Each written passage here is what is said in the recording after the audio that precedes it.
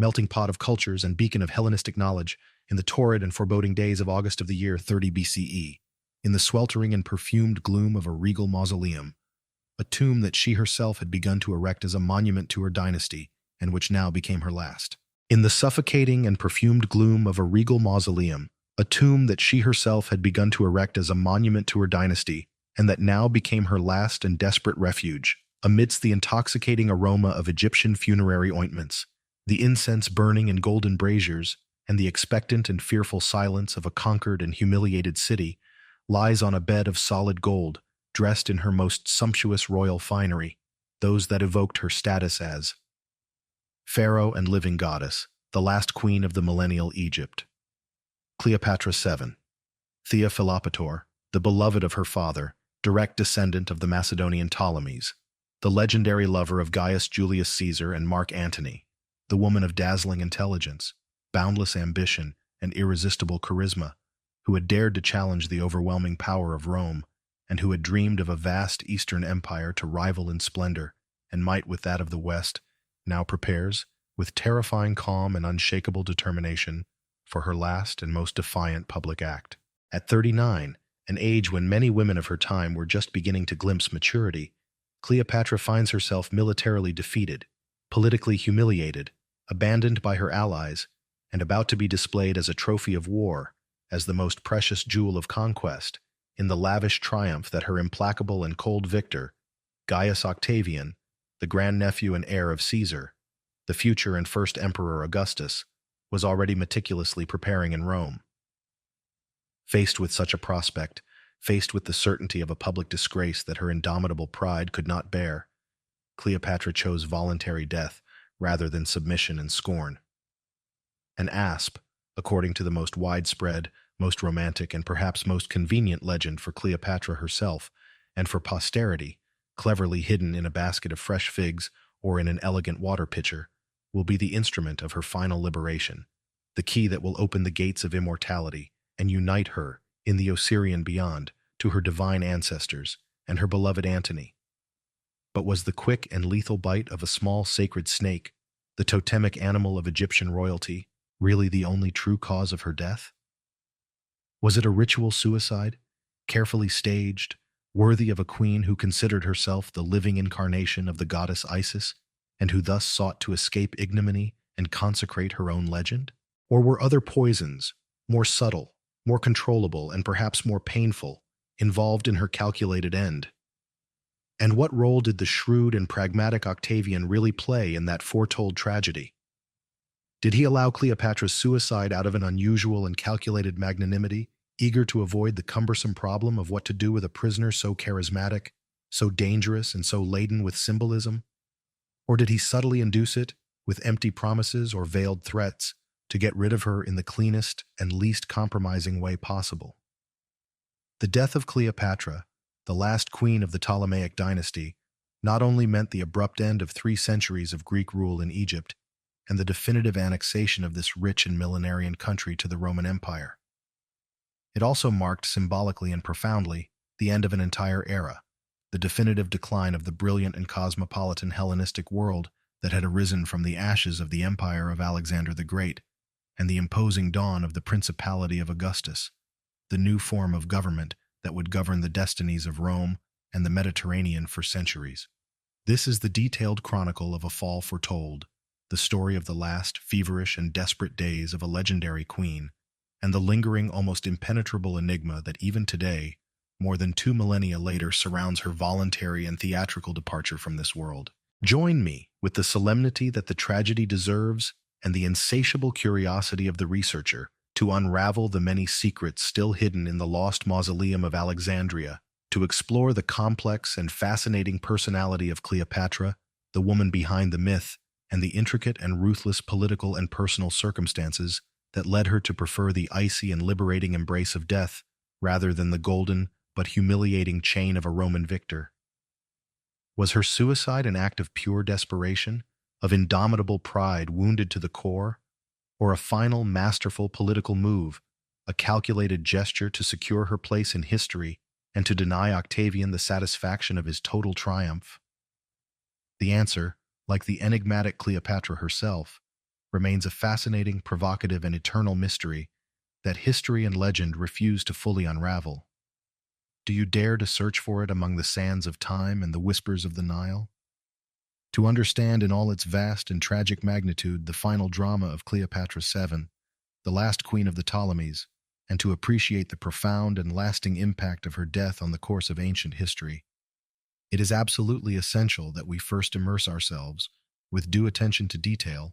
in the complex and fascinating world of Ptolemaic Egypt of the 1st century BCE. We find ourselves before a kingdom of dazzling wealth and material and spiritual culture, direct heir to the millennia-old and enigmatic pharaonic civilization, but also deeply permeated by the brilliant and cosmopolitan brilliance of the cosmopolitan world. We find ourselves before a kingdom of dazzling wealth and material and spiritual culture, direct heir of the millenary and enigmatic pharaonic civilization, but also deeply impregnated by the brilliant and cosmopolitan Hellenistic culture that had emerged from the conquests of Alexander the Great. However, this kingdom, which had once been one of the great powers of the Eastern Mediterranean, was in the 1st century BC. In a state of progressive and now almost irreversible decline, beset by continuous and bloody internal dynastic struggles among the members of the royal family itself, by the growing corruption of its administration, by the discontent of the native Egyptian population against the domination of the Greek elite, and above all, by the ever longer, more powerful and more threatening shadow of a new hegemonic power that was emerging with unstoppable force on the Western horizon. The Roman Republic, a republic that, in those same years, was itself immersed in the convulsions of its own civil wars, and in the painful transition to what would soon become the empire. Cleopatra was born in the splendorous city of Alexandria, the cultured, vibrant, and cosmopolitan capital of Egypt, founded by Alexander the Great himself, and turned into one of the greatest intellectual, scientific, and commercial centers of the ancient world, probably in the winter of 69 BC. He belonged by birth to the illustrious and often turbulent Ptolemaic dynasty of Greek Macedonian origin, founded in the late 4th century BC by Ptolemy I Soter, one of Alexander the Great's most loyal and able generals, who, after the conqueror's untimely death, had seized the rich and strategic territory of Egypt and proclaimed himself king, thus initiating a lineage that would rule the country of the Nile for nearly 300 years. Although of unequivocally Greek descent and educated in Hellenic culture, the Ptolemies had adopted, for political and legitimizing reasons, many of the ancient Egyptian customs, religious rituals, and pharaonic traditions, including self-proclamation as living gods. Cleopatra herself identified with the goddess Isis, and, on occasion, the practice of incestuous marriage between siblings or half-siblings in order to preserve the supposed purity of the royal lineage and avoid the dispersion of power. Cleopatra, however, stood out among the members of her dynasty in one crucial and revealing aspect of her political intelligence. She was, according to contemporary accounts, the only one of the Ptolemies who bothered to learn the Demotic Egyptian language. In addition to her native Koine Greek and many other languages of the known world, she is said to have been fluent in at least 7 or 8 languages, including Latin, Hebrew, Aramaic, and various Oriental languages, which undoubtedly won him some sympathy and wider support among the native Egyptian population, often marginalized and exploited by the ruling Greco-Macedonian elite. Her father was Ptolemy the Phalaenolates, the Piper, a weak, dissolute, cruel king, deeply unpopular among his subjects, and despised even by the Romans, who managed to remain on the throne for years, only thanks to the interested and often humiliating support of Rome, to which he had to pay huge sums of money in the form of bribes and tribute, severely indebting the kingdom. Cleopatra's childhood and youth, therefore, were inevitably marked by this atmosphere of political decadence, of constant palace intrigues, of fratricidal struggles for power among members of her own family. Her father had to go into exile for a time, and several of her older sisters attempted to usurp the throne and were murdered. And by the constant and ominous threat of direct military intervention by Rome in the internal affairs of Egypt, which hung like a sword of Damocles over the Ptolemaic dynasty. Despite this convulsive and dangerous environment, or perhaps precisely because of it, Cleopatra received a thorough and exceptionally complete education for a woman of her time, as befitted a princess of her rank and potential. This education, given by the best Greek preceptors in Alexandria, included the in-depth study of classical literature, especially Homer and the great tragic writers; philosophy, with an emphasis on the Stoic and Epicurean schools; rhetoric, the art of persuasion which she would master with mastery; mathematics, astronomy, and medicine. She was, by all accounts, a woman of exceptional intelligence, a vast and encyclopedic culture, and an overwhelming and magnetic personal charisma. Contrary to the popular image that, influenced by certain cinematographic representations, presents her as a dazzling and almost superhuman physical beauty, the most reliable ancient sources, such as the Greek biographer Plutarch, emphasize much more the irresistible charm of her conversation, the musical seduction of her voice, the sparkling sharpness of her wit, and her ability to adapt to any interlocutor and any situation as her main weapons of seduction and political influence. She knew, like few women of her time, how to attract, how to persuade, how to fascinate, and ultimately, how to manipulate the most powerful and experienced men of her time, using not only her physical attractiveness, which she certainly had, but above all her superior intelligence and her profound knowledge of human psychology. Cleopatra formally ascended the throne of Egypt in the spring of 51 BC, when she was barely 18 years old, after the death of her father, Ptolemy the Sultan. According to the provisions of the will of the latter, he was to reign jointly with his younger brother, Ptolemy XIV, who was then only 10 or 11 years old, and with whom also, following the ancestral and controversial dynastic custom of the Ptolemies, he was to marry. However, the relationship between the two young brother spouses was conflictive, tense, and hostile from the very beginning. Cleopatra, endowed with boundless ambition, inexhaustible energy, and a firm determination to rule on her own and restore Egypt's ancient greatness, soon found herself embroiled in a fierce struggle for power against the coterie of influential advisors and courtiers who surrounded and manipulated her young and inexperienced brother. Prominent among these were the powerful eunuch Pothinus, who served as de facto regent, the Egyptian general Aquilus, commander of the army, and the rhetorician Theodotus of Chios. These men, fearful of Cleopatra's intelligence and independence, and eager to maintain their own influence over the young king, finally succeeded, in 48 BC, in expelling her from Alexandria and forcing her into exile in Syria, where she began to recruit an army to try to regain her throne. It was at this moment of exile, of apparent weakness and maximum uncertainty for her future, that Cleopatra's destiny crossed decisively and irreversibly with that of the all-powerful Roman Republic, and with one of its most influential, charismatic, and ambitious men, Gaius Julius Caesar. Caesar, in the midst of a bloody civil war against his former ally and now rival Pompey Magnus, had arrived in Egypt in October 48 BC in pursuit of Pompey, who, after his defeat at the Battle of Pharsalus, had sought refuge in the Ptolemaic court, hoping to find asylum and support there. However, the clumsy and imprudent advisors of the young Ptolemy XIII, in a miscalculated attempt to win the favor of the victorious Caesar, took the fatal decision to assassinate Pompey as soon as he landed on the Egyptian shores, and to present his severed head to the Roman general as a macabre welcome gift. Caesar, according to the sources, reacted with horror and disgust, whether sincere or feigned, to this act of treachery and barbarism against a former consul of Rome, and immediately decided to intervene in the complex and bitter Egyptian dynastic dispute, presenting himself as arbiter and peacemaker, but with the clear objective of securing the interests of Rome in that rich and strategic kingdom. It was then that one of the most legendary and novel episodes of Cleopatra's life took place, her audacious and famous encounter with Julius Caesar.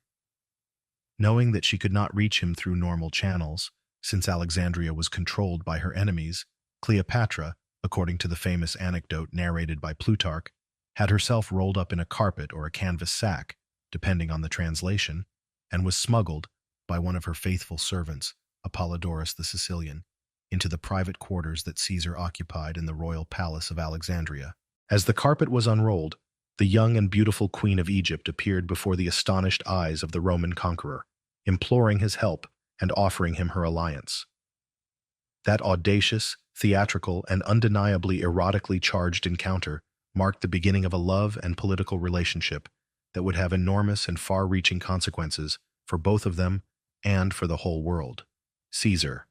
a man who, despite his 52 years, was still a consummate seducer and a politician of extraordinary vision and ambition, was deeply impressed and captivated by the intelligence, charm, culture, and audacity of the young Egyptian queen, then only 21 years old. And also aware of the immense strategic and economic importance of Egypt for the interests of Rome, he decided to support her cause and restore her to the throne. After a brief but bloody civil war in Alexandria, in which Caesar himself almost lost his life, and in which Ptolemy XIII died drowned in the Nile while trying to flee, Cleopatra was finally reinstated as Queen of Egypt, although forced to share the throne, at least nominally, with another of her younger brothers, Ptolemy XIV. Cleopatra thus became not only the mistress of Julius Caesar, the most powerful man in the world at the time, but also a faithful and valuable ally of Rome, although always, and this is crucial to understanding her figure, with the ultimate and priority objective of preserving the independence and integrity of her kingdom, and if possible of aggrandizing it and restoring it to its former splendor. From her passionate relationship with Julius Caesar was born a son, Ptolemy XV Philopator Philometor Caesar, popularly known by the Alexandrians as Caesarion, Little Caesar, whom Cleopatra saw with pride and hope as the future heir of a vast and glorious empire that would unite East and West under the aegis of her divine lineage and Roman genius. After the brutal assassination of Julius Caesar in Rome on the Ides of March 44 BC, at the hands of a group of conspiratorial senators who feared his growing power and monarchical ambitions, a new and even bloodier civil war broke out in the Roman world. This time, the conflict pitted Caesar's main supporters and heirs, led by his lieutenant Mark Antony and his young grandnephew and adopted heir, Gaius Octavius, the future Emperor Augustus, against Caesar's assassins, the self-proclaimed liberators of the Republic, led by Marcus Junius Brutus and Gaius Cassius Longinus. Cleopatra, who was in Rome at the time of Caesar's assassination, hurriedly returned to Egypt, initially trying to stay out of the new conflict and secure her own position in an increasingly uncertain and dangerous political scenario. However, the imperative need to ensure the survival of her kingdom and to protect the interests of her son Caesarion finally forced her to take sides in the fray. In 41 BC, her second and no less legendary encounter with another of Rome's great men, Mark Antony, took place. Antony, one of the three triumvirs who, together with Octavian and Lepidus, had shared power in the Roman world after the defeat and death of Brutus and Cassius at the Battle of Philippi, had summoned the Queen of Egypt to the city of Tarsus in Cilicia, in present-day Turkey, to answer for her alleged financial aid to Cassius during the Civil War and to discuss the political situation in the East.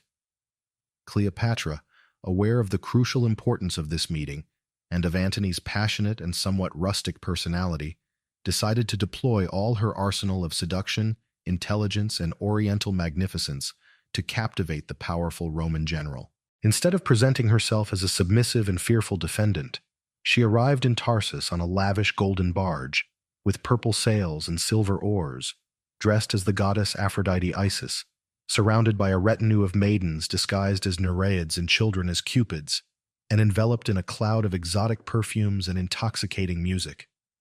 The encounter, carefully staged by Cleopatra, was a resounding and absolute success. Antony, a man of great military courage but also of a sensual, impulsive, and somewhat naive nature, fell, like Julius Caesar before him, completely surrendered to the charms, intelligence, and power of seduction of the Egyptian queen. Thus began one of the most legendary, most passionate, and also most tragic love stories of all antiquity, a relationship that would last more than a decade, that would defy convention and the interests of Rome, and that would have profound and devastating political consequences for both lovers. Cleopatra and Mark Antony were not only passionate lovers and accomplices in pleasure, they were also, for a time, ambitious political allies who dreamed of building a great Eastern empire, with Alexandria as its dazzling capital, an empire that could rival in power and splendor Octavian's growing dominance in Rome and the West. 3 children were born of their union, the twins Alexander Helios, the sun, and Cleopatra Selene, the moon, and later Ptolemy Philadelphus. Mark Antony, increasingly fascinated by luxury and Oriental culture, and more distant from the austere traditions and republican values of Rome, went so far as to celebrate a military triumph in Alexandria, instead of doing so in Rome, as was the ancient custom, and to solemnly and scandalously distribute among Cleopatra and her children the vast eastern territories that were still under the control or influence of Rome, in an act known as the Donations of Alexandria, in 34 BC. These acts, regarded in Rome as an intolerable provocation and a betrayal of the interests of the state, were skillfully used by the wily and cold-hearted Octavian in his relentless propaganda campaign to discredit Antony before the Senate and the Roman people, portraying him as a man completely subservient to the whims of a depraved and ambitious foreign queen, as a traitor to the Republic who sought to dismember the empire for the benefit of his Egyptian mistress, and as an imminent danger to the security, identity, and very survival of Rome. The political and military tension between Octavian in the west and the Antony-Cleopatra couple in the east, which had been growing inexorably for years, finally led to open and total war. Octavian's increasingly virulent and effective propaganda succeeded in presenting the conflict not as a new civil war between rival Roman factions, but as a just and necessary war against a foreign, barbaric, and dangerous queen who threatened to subject proud Rome to the yoke of an Eastern monarchy. Ominous omens of a final and decisive confrontation, of a battle that would decide the fate of the known world, were gathering on the horizon. An ancient and obscure Egyptian oracle, which spoke of a powerful serpent that would bring both ruin and salvation to the land of the Nile, began to circulate insistently through the streets of Alexandria and Rome, and many, both friend and foe, interpreted it as a clear allusion to the enigmatic and fascinating figure of Cleopatra. Would she be the cunning and venomous serpent that would try to destroy Rome from within? Or would she be, on the contrary, the sacred serpent, the protective asp of the pharaonic royalty, who, with her sacrificial death, would allow the survival, at least symbolically, of a certain idea of Egypt and its millenary civilization? The unfathomable enigma of his destiny was about to be resolved, in a tragic and unforgettable way, in the blue and bloody waters of the Mediterranean. And a symbolic object, the asp, that small but lethal Egyptian cobra, so intimately associated in the iconography of ancient Egypt with royalty, with divine protection, and with the goddess Isis, began to cast its cold and creeping shadow over the uncertain future of the last and greatest of the queens of Egypt. The downward spiral, that relentless whirlwind of political mistakes, uncontrolled passions, and growing hostility on the part of Rome, which would drag Cleopatra and her lover Mark Antony towards their tragic and definitive end, accelerated in a dizzying and already irreversible way after the scandalous episode of the Donations of Alexandria in the autumn of 34 BC. That act, in which Mark Antony, acting with the pomp and arrogance of an Oriental sovereign rather than a Roman general, solemnly recognized Caesarion, the son Cleopatra had had with Julius Caesar, not only as king of Egypt co-regent with his mother, but also as king of kings and as the sole and legitimate heir of Julius Caesar. A clear challenge to Octavian's position as Caesar's adopted son and political successor, and in which he also distributed among his own children with Cleopatra vast territories of the Roman East, Armenia, Media, Parthia, still to be conquered, Cyrene, Libya, Syria, Phoenicia, Cilicia, as if they were his personal possessions, was the straw that broke the camel's back of the patience of Octavian and of the outraged Roman Senate.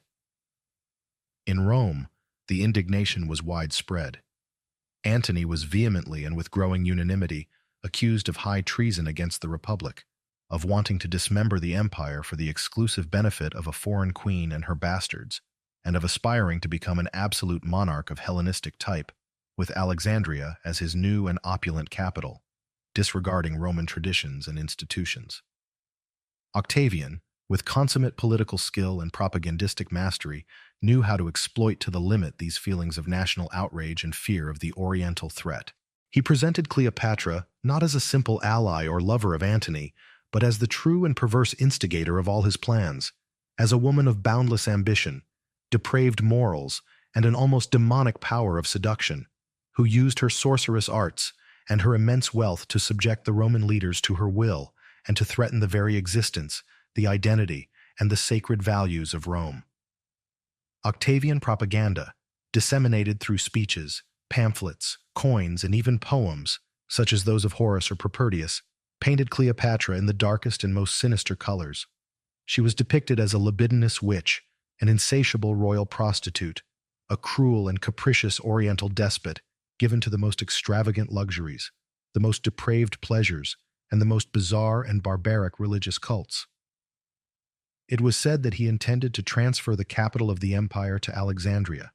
that he wanted to impose on Rome the Egyptian gods, and that he dreamed of subjecting the proud and virile Roman citizens to the humiliating yoke of an Egyptian queen.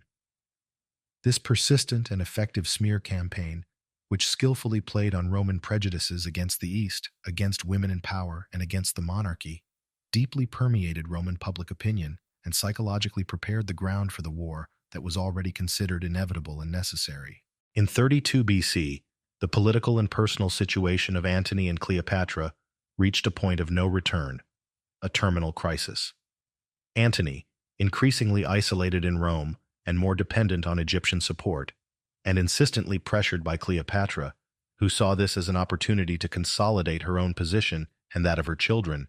made the fatal decision to formally repudiate his Roman wife, Octavia, Octavian's virtuous and respected sister. This act, although perhaps justified from Antony's personal point of view, was a political mistake of catastrophic consequences. It was interpreted in Rome as an intolerable affront to the honor of Octavia and of Octavian's entire family, and as the definitive and irrefutable proof of Antony's complete submission to the designs of the Egyptian queen.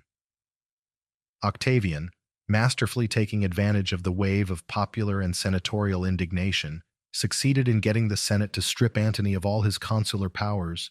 his military commands, and his status as triumvir, and, what was even more serious, formally declared war. But not to Antony directly, which would have been to openly acknowledge that it was a new and bloody civil war between Roman factions, something Octavian wanted to avoid at all costs, but to Cleopatra, cunningly presenting her as a foreign enemy, as a hostile queen who, with her inordinate ambitions and her pernicious influence over a traitorous Roman general, threatened the security, freedom, and very survival of the Roman Republic. The final confrontation, long foretold and long feared, was finally fought at sea, in the strategic Bay of Actius, on the western coast of Greece, on September 2, 31 BC. The Battle of Actius, one of the most decisive naval engagements of all antiquity, was a complete and utter disaster for the combined forces of Mark Antony and Cleopatra.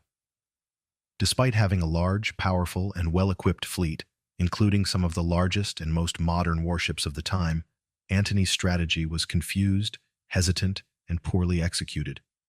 His troops, composed of contingents from diverse Eastern backgrounds and with often dubious loyalties, lacked the cohesion, discipline, and naval experience of Octavian's legions, which were commanded with exceptional skill and determination by his loyal and brilliant admiral, Marcus Vipsanius Agrippa. At a crucial moment in the battle, when the outcome was still uncertain and the fighting fierce, Cleopatra, in command of her own well-equipped Egyptian squadron, some 60 ships, made the surprising and controversial decision to withdraw from the fight and set sail south towards Egypt. The reasons for this maneuver are still the subject of debate among historians. Was it an act of cowardice, as his detractors maintained? Was it a strategy previously agreed with Antony to save at least part of the fleet and the royal treasure? Or was it simply a panic reaction to the ferocity of the battle and the fear of being taken prisoner? Be that as it may, Mark Antony, seeing the queen's ships depart, and perhaps fearing for his personal safety, or simply despairing at the adverse course the battle was taking and feeling betrayed by the flight of his beloved, abandoned his men, his fleet, and his army, and followed her with a few fast ships.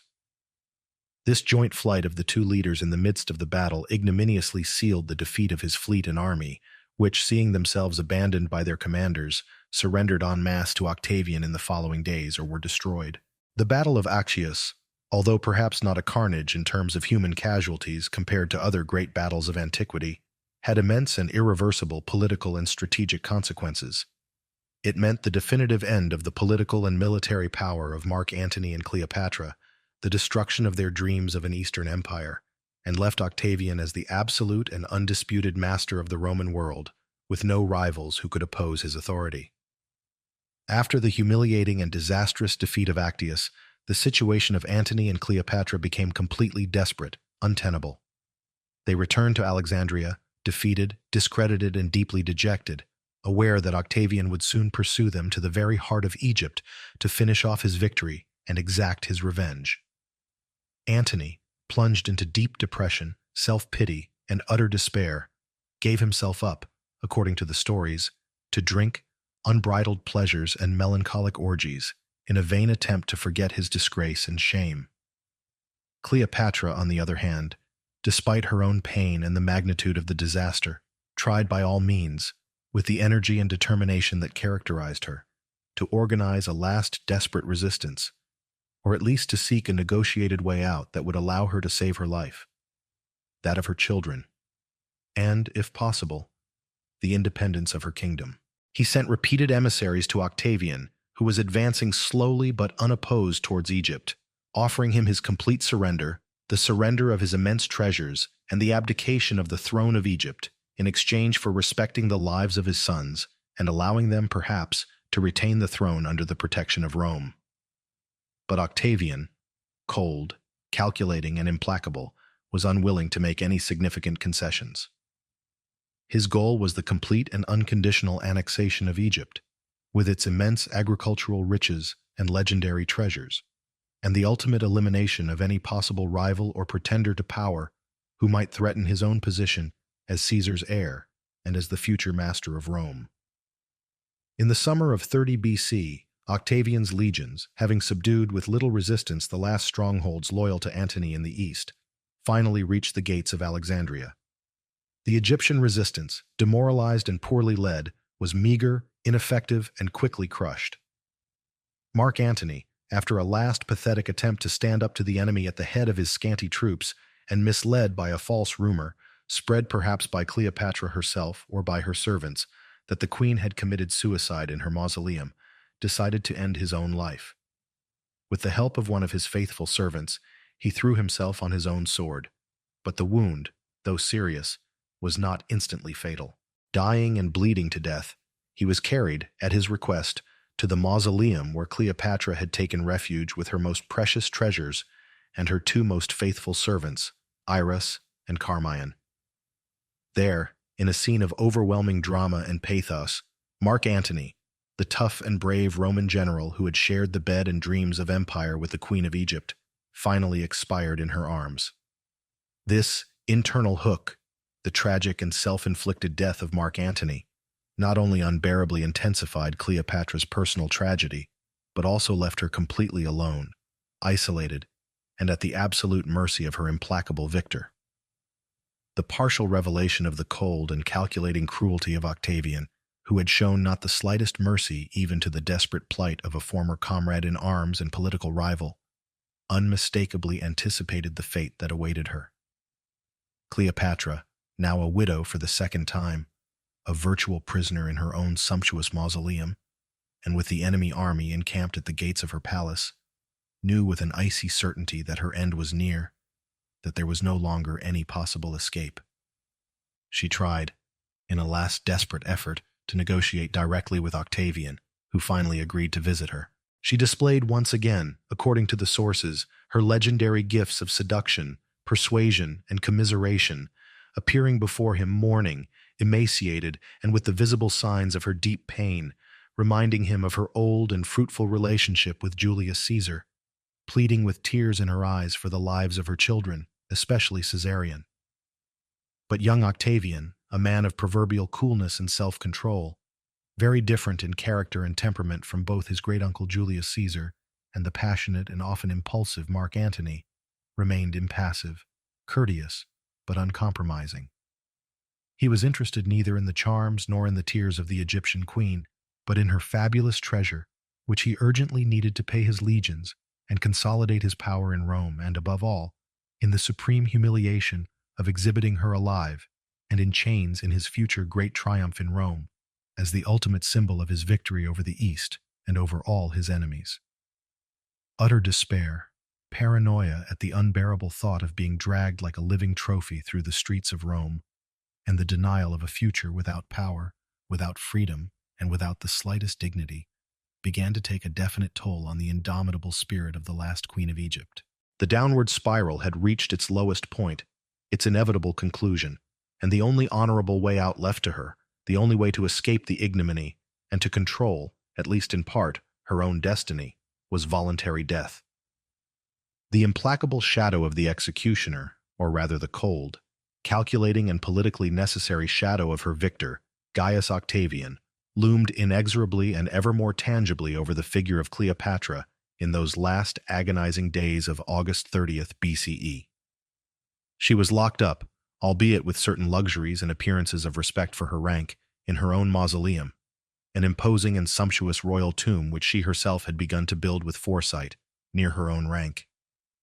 Locked up, albeit with certain luxuries and appearances of respect for her rank, in her own mausoleum, an imposing and sumptuous regal tomb which she herself had begun to build with foresight, near the great temple of Isis in the heart of Alexandria, and which now, paradoxically, had become her last and precarious fortress, her golden prison, and very soon, the scene of her own carefully prepared end. The Queen of Egypt,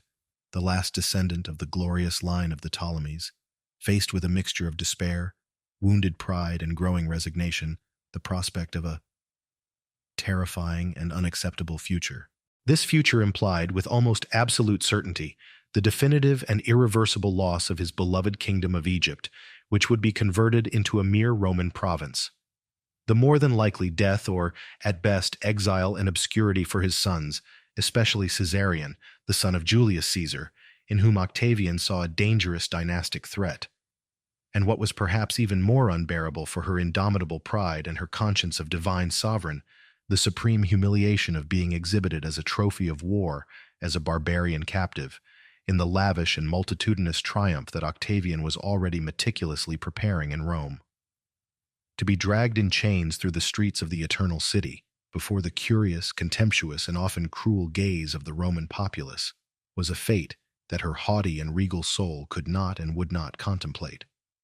For a woman of her incomparable lineage, superior intelligence, refined culture, and immense pride, a woman who considered herself the living embodiment of the goddess Isis, the universal mother, and who had shared bed, power, and dreams of empire with the two most powerful and charismatic men of her time, Gaius Julius Caesar and Mark Antony. Such a fate was, without a doubt, infinitely worse than death itself. The descriptions bequeathed to us by ancient historians of her physical and mental state in those last crucial days are deeply moving and revealing of her inner torment. Exhausted physically and emotionally by the immense pain of the loss of Mark Antony, by the unbearable anguish of military and political defeat, and by the terrifying uncertainty about the future of her children and her kingdom, Cleopatra was at first plunged into a deep and dark despair. It is said that, in a fit of rage and grief, she beat her breast with such violence that she caused herself wounds and inflammations, that she tore out her hair in despair, that she refused to take food, and that she spent the long hours of the day and night bitterly mourning the death of her beloved Antony and lamenting her own terrible misfortune. However, even in those moments of extreme despondency and apparent emotional collapse, Cleopatra did not completely lose her legendary cunning, her innate capacity for theatrical performance, and her instinct for survival. When Octavian, after Antony's final death and the unconditional surrender of the city of Alexandria, finally agreed to visit her in person at her mausoleum, a meeting fraught with enormous dramatic tension and profound political implications, Cleopatra attempted, in a last desperate effort, a final risky diplomatic and personal gambit. She appeared before the young and cold Roman victor dressed in simple mourning clothes, deliberately emaciated, with eyes swollen from weeping, and with the visible signs of her recent self-inflicted physical abuse, but without losing for an instant an iota of her innate royal dignity and her aura of sovereignty. She tried to move him, to appeal to his pity, skillfully reminding him of her ancient and fruitful relationship with her great-uncle and adoptive father, the divine Julius Caesar, of whom she kept letters and mementos which she displayed with studied emotion. She pleaded tearfully and with touching eloquence for the life and future of her children, especially for that of Caesarion, whom she presented as Caesar's true and only son. And perhaps, as some more malicious or more romantic historians suggest, he even tried to seduce him, displaying once again, albeit in much more adverse circumstances, those charms and those arts of persuasion that had given him such good results in the past with Caesar and with Antony. But Octavian, a man of icy coldness, absolute self-control, and implacable political pragmatism, far less susceptible to feminine charms or overflowing emotions than his illustrious predecessors, remained, by all accounts, impassive, courteous but aloof, and utterly inflexible in his purposes. He listened attentively, and with apparent courtesy to her pleas and her arguments, offered her some ambiguous and protocol words of comfort, and even assured her that she would be treated with the consideration due to her rank. But he did not budge one iota on the fundamentals. Egypt would be annexed to Rome as another province. Its treasures would swell the coffers of the Roman state and his own, and she, Queen Cleopatra, would be part, as the most coveted piece, of his grand and humiliating triumph in Rome. The deterioration of Cleopatra's situation was thus unstoppable, irreversible. She had lost her fleet, her army, her lover, her kingdom, and now also the last hope of a negotiated exit or an honorable deal. She had only her life left, and it was entirely in the hands of Octavian, who had already given orders for it to be closely guarded and to be avoided at all costs that she might attempt against herself, at least until he could exhibit her in Rome. The reactions of the Alexandrian court, what little was left of it after the defections and purges, of her depleted family, her young sons, now prisoners and with an uncertain future, especially Caesarion, whose life was in imminent and real danger, and of the people of Alexandria to the imminent and definitive fall of their last queen were, not surprisingly, of a complex mixture of fear, resignation, uncertainty, and in some cases, perhaps also of secret hope that the arrival of Roman power would put an end to decades of political instability, administrative corruption, and misrule by the last Ptolemies. Most of the Ptolemaic nobles and officials who had survived the war and the purges rushed to make an act of submission and loyalty to Octavian in a desperate attempt to save their lives, their fortunes, and their positions in the new order that was taking shape. Cleopatra's children, as already mentioned, were placed under strict Roman custody, and their future was extremely uncertain. Caesarion, in whom some still saw a possible dynastic threat to Octavian's legitimacy as the sole and true heir of Julius Caesar, would be tracked down and mercilessly murdered shortly thereafter on the direct orders of Octavian, who, according to tradition, uttered the famous and lapidary phrase, "It is not good if there are too many Caesars." The three children that Cleopatra had had with Mark Antony, although initially pardoned by Octavian, perhaps out of respect for the memory of his sister Octavia, were taken to Rome and raised by Octavia herself, in a gesture of apparent clemency, but also of astute political propaganda. Their future, however, would always be marked by the stigma of their origin and by the shadow of the tragedy of their parents. Cleopatra, fully aware that Octavian would soon give the order to transfer her to Rome to begin preparations for her triumph, and determined to avoid at all costs that final humiliation, began to prepare secretly and meticulously her own carefully staged end. Her last desperate and unsuccessful attempts to save herself, to find an unlikely escape route, or to negotiate minimally honorable terms of surrender, had failed utterly. There was no longer any hope of redemption, nor of heroic resistance that could change the course of events. It only remained for her to choose the manner and time of her death, and to make sure that it was worthy of a queen of Egypt, a descendant of the pharaohs, and a mistress of the gods. The imminent clock of her departure from this world was ticking at breakneck speed, and every second counted in the preparation of her last and most defiant act of sovereignty. In a last gesture of cunning, or perhaps of genuine and deep despair and love, Cleopatra insistently asked Octavian for permission to visit the tomb where Mark Antony had been buried and to pay him the last funeral honors. Octavian, perhaps moved momentarily by her deep grief, or more likely because he saw no danger in doing so, and because such a gesture of filial piety towards her late lover might even be used to his advantage by propaganda, acceded to her request. After this emotional and surely heartbreaking visit to Antony's tomb, where according to Plutarch she delivered a moving funeral speech, Cleopatra returned to her mausoleum, her soul apparently more serene, but with the decision to die already firmly made. She bathed, anointed herself with the most precious perfumes of the East, dressed in her finest and most sumptuous royal finery, those that identified her as Queen of Egypt and as the incarnation of Isis, and ordered a last and opulent banquet to be served to her. She seemed, in the eyes of her Roman guards, resigned to her fate,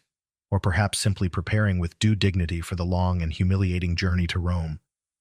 But in reality, she was carefully preparing her last and most defiant act of freedom, her triumphal entry into legend. The shadow of the executioner, embodied in the cold and calculating determination of Octavian, loomed inexorably over her. But Cleopatra, the last and greatest of Egypt's queens, still had one last card to play, one last and final way to escape humiliation and secure her immortality. And that card, according to the most deeply rooted and poetic tradition, had the sinuous shape, the dark glow, and the lethal kiss of a small and sacred Nile serpent. The last night, or rather the last day, of Cleopatra's 7, Philopator, Queen of Egypt, the sovereign who had embodied for 2 decades the independence and splendor of a millenary kingdom in the face of the overwhelming power of Rome, the one that took place between the 10th and 12th of August of the year 30 before the Common Era. The exact dates, like so many other details of her life and death, vary slightly according to ancient sources and modern interpretations, was a careful, solemn, and deeply theatrical staging of her own voluntary death. A final act of sovereign defiance, indomitable pride, and a deep and intimate connection with the ancestral traditions and religious beliefs of his kingdom, which was about to disappear as an independent entity. After having obtained the permission of a perhaps momentarily moved or politically astute Octavian to pay last desperate honors to Mark Antony at his tomb, and after having returned, soul-broken, but with a new and terrible serenity, to the gilded prison of his mausoleum, Cleopatra set about meticulously to execute the plan that, in all probability, she had been maturing in her privileged mind for days, perhaps even weeks. A ritual suicide, charged with religious and political symbolism, which would not only spare her the unbearable humiliation of being exhibited as a captive in chains at Octavian's lavish and cruel triumph in Rome,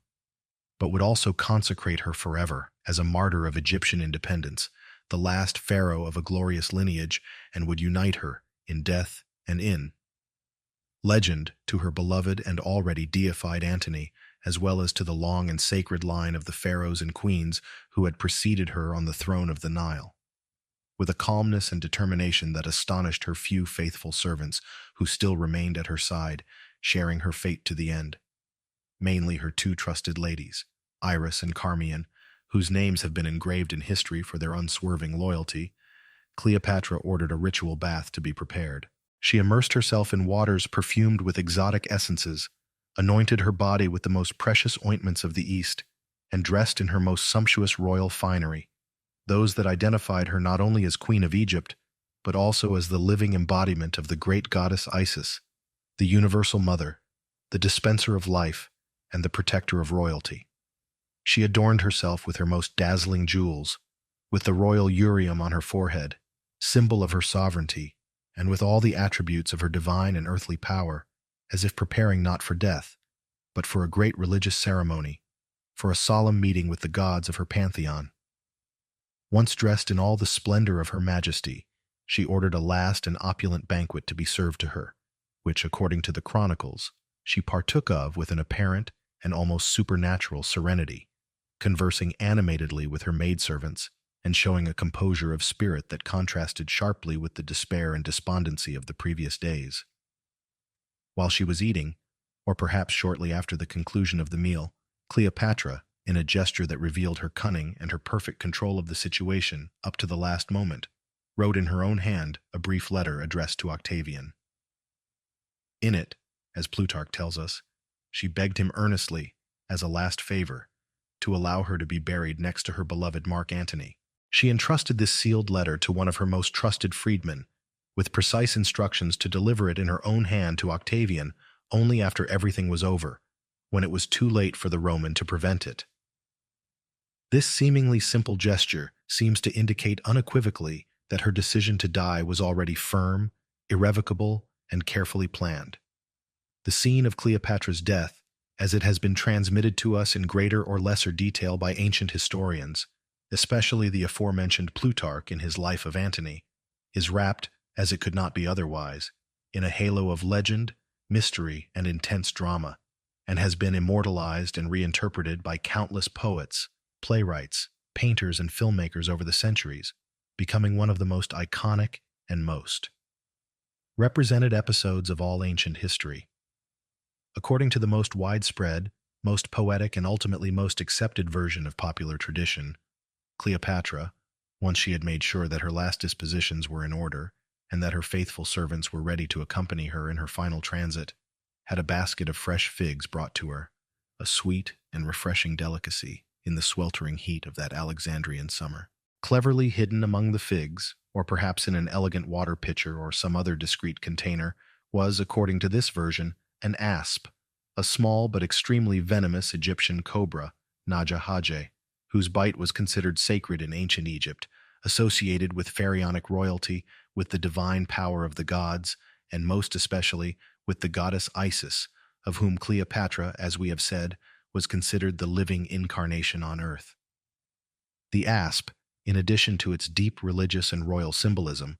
had the reputation in antiquity of causing a relatively quick death, not very painful, and above all, without the horrible convulsions, the dreadful disfigurements, or the degrading vomiting produced by other more common poisons, but rather a lethal sleep, a sort of sweet transit to the afterlife, which would certainly be attractive to a queen so concerned about her image and dignity, even at the moment of death. With a calm and determination that can only be born of absolute despair or transcendent faith, Cleopatra would have applied the snake to her arm, or, according to other more dramatic and sensual versions, directly to her chest, near her heart, allowing herself to be bitten by the sacred reptile and serenely awaiting the arrival of the liberating poison. Her two faithful servants, Eros and Charmion, in an act of supreme loyalty and devotion, decided to follow their queen in death, also committing suicide with her, perhaps using the same method as the asp, or perhaps ingesting some other poison that Cleopatra would have provided them. When Octavian's emissaries, alerted by the letter Cleopatra had sent him and fearing the worst, arrived in haste at the mausoleum, forcing the doors that had been carefully sealed from the inside, they were met with an overwhelming scene, motionless and silent, almost unreal. Cleopatra lay dead in her sumptuous golden bed, dressed in all her royal regalia, with an expression of serene majesty on her face, as if she were simply sleeping a deep and peaceful sleep. Eros, one of her maidservants, lay at her feet, already deceased. Charmion, the other one, with barely a last breath of life, was working with trembling hands to properly place the royal diadem on the head of her dead queen, before she too collapsed lifelessly at the bedside in a last gesture of service and loyalty. On Cleopatra's arm or chest, according to the different versions of the chroniclers, 2 small punctures were found, barely visible, tiny marks that were immediately attributed to the lethal bite of the asp. The exact moment of the queen's death and the precise details of how that final scene unfolded in the privacy of the mausoleum remain, to a large extent, the subject of debate and speculation among historians. Some ancient sources, less romantic or perhaps more informed, mention the possibility that Cleopatra used a poison other than asp poison, perhaps a fast-acting toxic ointment that was applied to her skin, or a poisoned needle or pin that she carried hidden in one of the hairpins of her elaborate hairstyle. Others even suggest that the poison may have been ingested, mixed with some drink or food. It has also been speculated that she may have been bitten by not one, but several snakes to ensure a quicker and more certain death. What is certain is that the version of the asp, with its strong symbolic charge, its connection with the royal Egyptian iconography, and its aura of mystery and exoticism, was the one that prevailed from the beginning, and the one that has endured most strongly in the popular imagination and in artistic representations over the centuries. Cleopatra's last words, if there were any, and if they were heard by anyone other than her faithful servants, have not reached us with certainty. Plutarch, always attentive to dramatic details and memorable phrases, suggests that, upon seeing Carmine adjusting the royal diadem with her last strength, one of Octavian's guards who had burst into the room exclaimed in anger and surprise, "Is this well done, Carmine, and worthy of your queen?" To which the dying servant, with a last breath of pride and loyalty, replied, "Very well done, and very worthy of the descendant of so many and so great kings." Words that, if true, would perfectly summarize the indomitable pride, dynastic conscience, and the search for a dignified death that characterized Cleopatra until her last and final breath. Octavian's reaction upon hearing the news of Cleopatra's death was, ancient historians tell us, one of a complex mixture of genuine admiration for her courage and ultimate determination, and deep frustration and anger at being deprived of his most precious and most anticipated trophy for his imminent and grandiose triumph in Rome. Although some historians, both ancient and modern, have suspected that Octavian may have somehow induced or facilitated Cleopatra's suicide in order to rid himself of such a charismatic, popular, and potentially dangerous prisoner,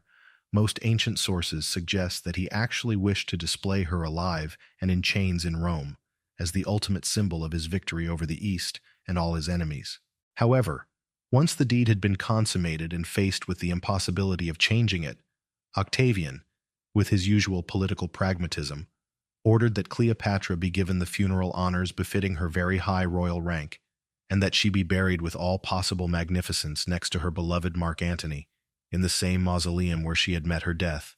thus fulfilling, at least in part, the last wish expressed by the queen in her letter. The atmosphere immediately following Cleopatra's death was one of deep and widespread shock in the city of Alexandria, and, as the news spread, throughout the Roman world. The last queen of Egypt, the woman who had challenged the power of Rome for 2 decades, the one who had embodied like no other the seduction, luxury, and power of the mysterious and decadent East, had disappeared forever from the stage of history. With her, a glorious dynasty that had ruled Egypt for almost 300 years was definitively extinguished, and a fundamental chapter of ancient history was tragically and spectacularly closed. The climax of her life had not been, as perhaps she had dreamed in her moments of greatest ambition, a crushing military victory or a lasting political triumph, but a carefully staged death, a voluntary and symbolically charged suicide that immediately made her an enduring legend and secured her an honored, if often controversial, place in the memory of humanity. The revelation, or rather the absence of a complete and definitive revelation, of the exact details of her death only added to the mystery, fascination, and debate that have always surrounded her and continue to this day. The official announcement of the death of Her Majesty Cleopatra VII, the last queen of Egypt's glorious and often turbulent Ptolemaic dynasty, news which, though feared and somewhat expected after the final defeat of her forces at Actius and the subsequent inexorable invasion of Egypt by Octavian's legions, was no less shocking, resounded with the force of a veritable earthquake through the bustling, cosmopolitan streets of Alexandria. And, in a matter of days and weeks, as the swift imperial couriers and merchants plying the Mediterranean spread the news, it spread to all corners of the vast and increasingly unified Roman world, from the distant and newly conquered provinces of Hispania and Gaul in the west, to the rich and ancient satrapies of the Near East. Although Cleopatra's military defeat in the naval battle of Actio the previous year, and the subsequent unstoppable invasion of Egypt by Octavian's legions, presaged a tragic and inevitable end for the queen and for the independence of her kingdom, the news of her suicide, and especially the legendary, almost mythical circumstances surrounding her death, the story of the asp hidden in the basket of figs, her serene preparation for the final passage, the loyalty of her servants who accompanied her in death, provoked a complex and often contradictory mixture of astonishment, of relief in some quarters, of deep sadness in others, and, in many cases, of sincere and sometimes reluctant admiration for the courage and dignity with which she had faced her final fate. In Alexandria itself, the city that had been her capital, the scene of her splendorous reign, of her passionate loves, and finally of her tragic fall, the reaction of the population was probably one of melancholy resignation,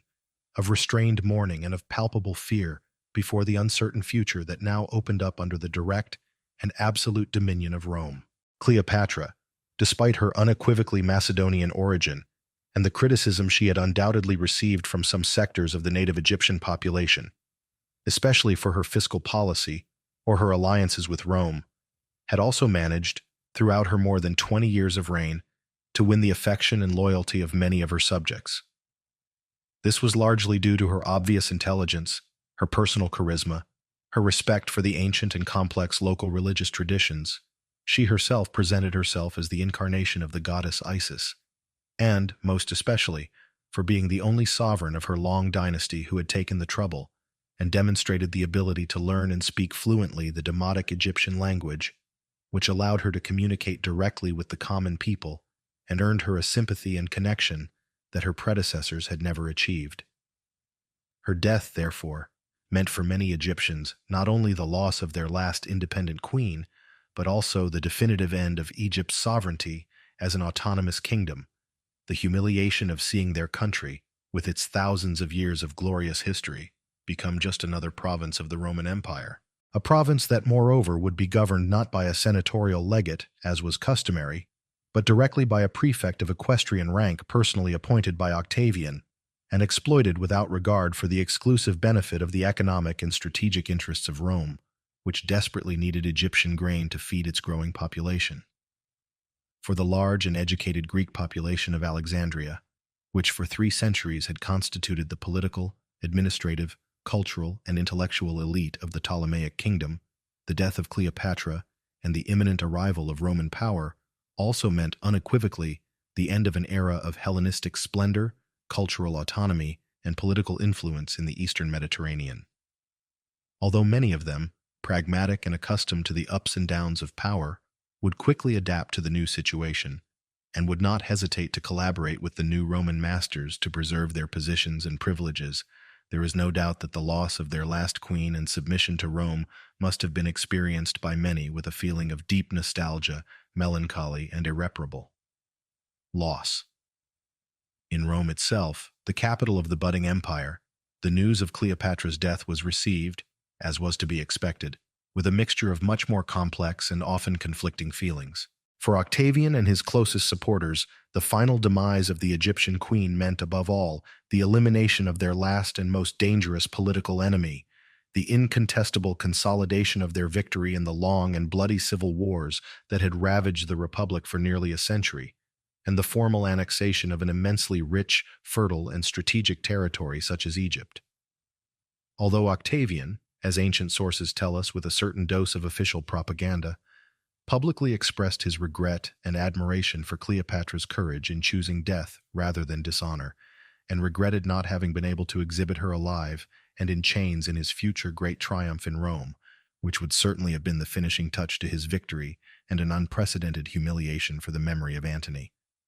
It is very likely that, deep in his cold and calculating soul, he was deeply and pragmatically relieved to be rid of a prisoner so charismatic, so popular in some quarters, and potentially so destabilizing to his own power. Octavian propaganda, which for years had worked tirelessly to demonize the figure of Cleopatra, presenting her as an existential threat to the morale, security, and very identity of Rome, could now subtly change its tone and begin to build the image of a magnanimous and clement Octavian in victory, capable of respecting the dignity of a defeated queen, even if in death, and of forgiving his former enemies.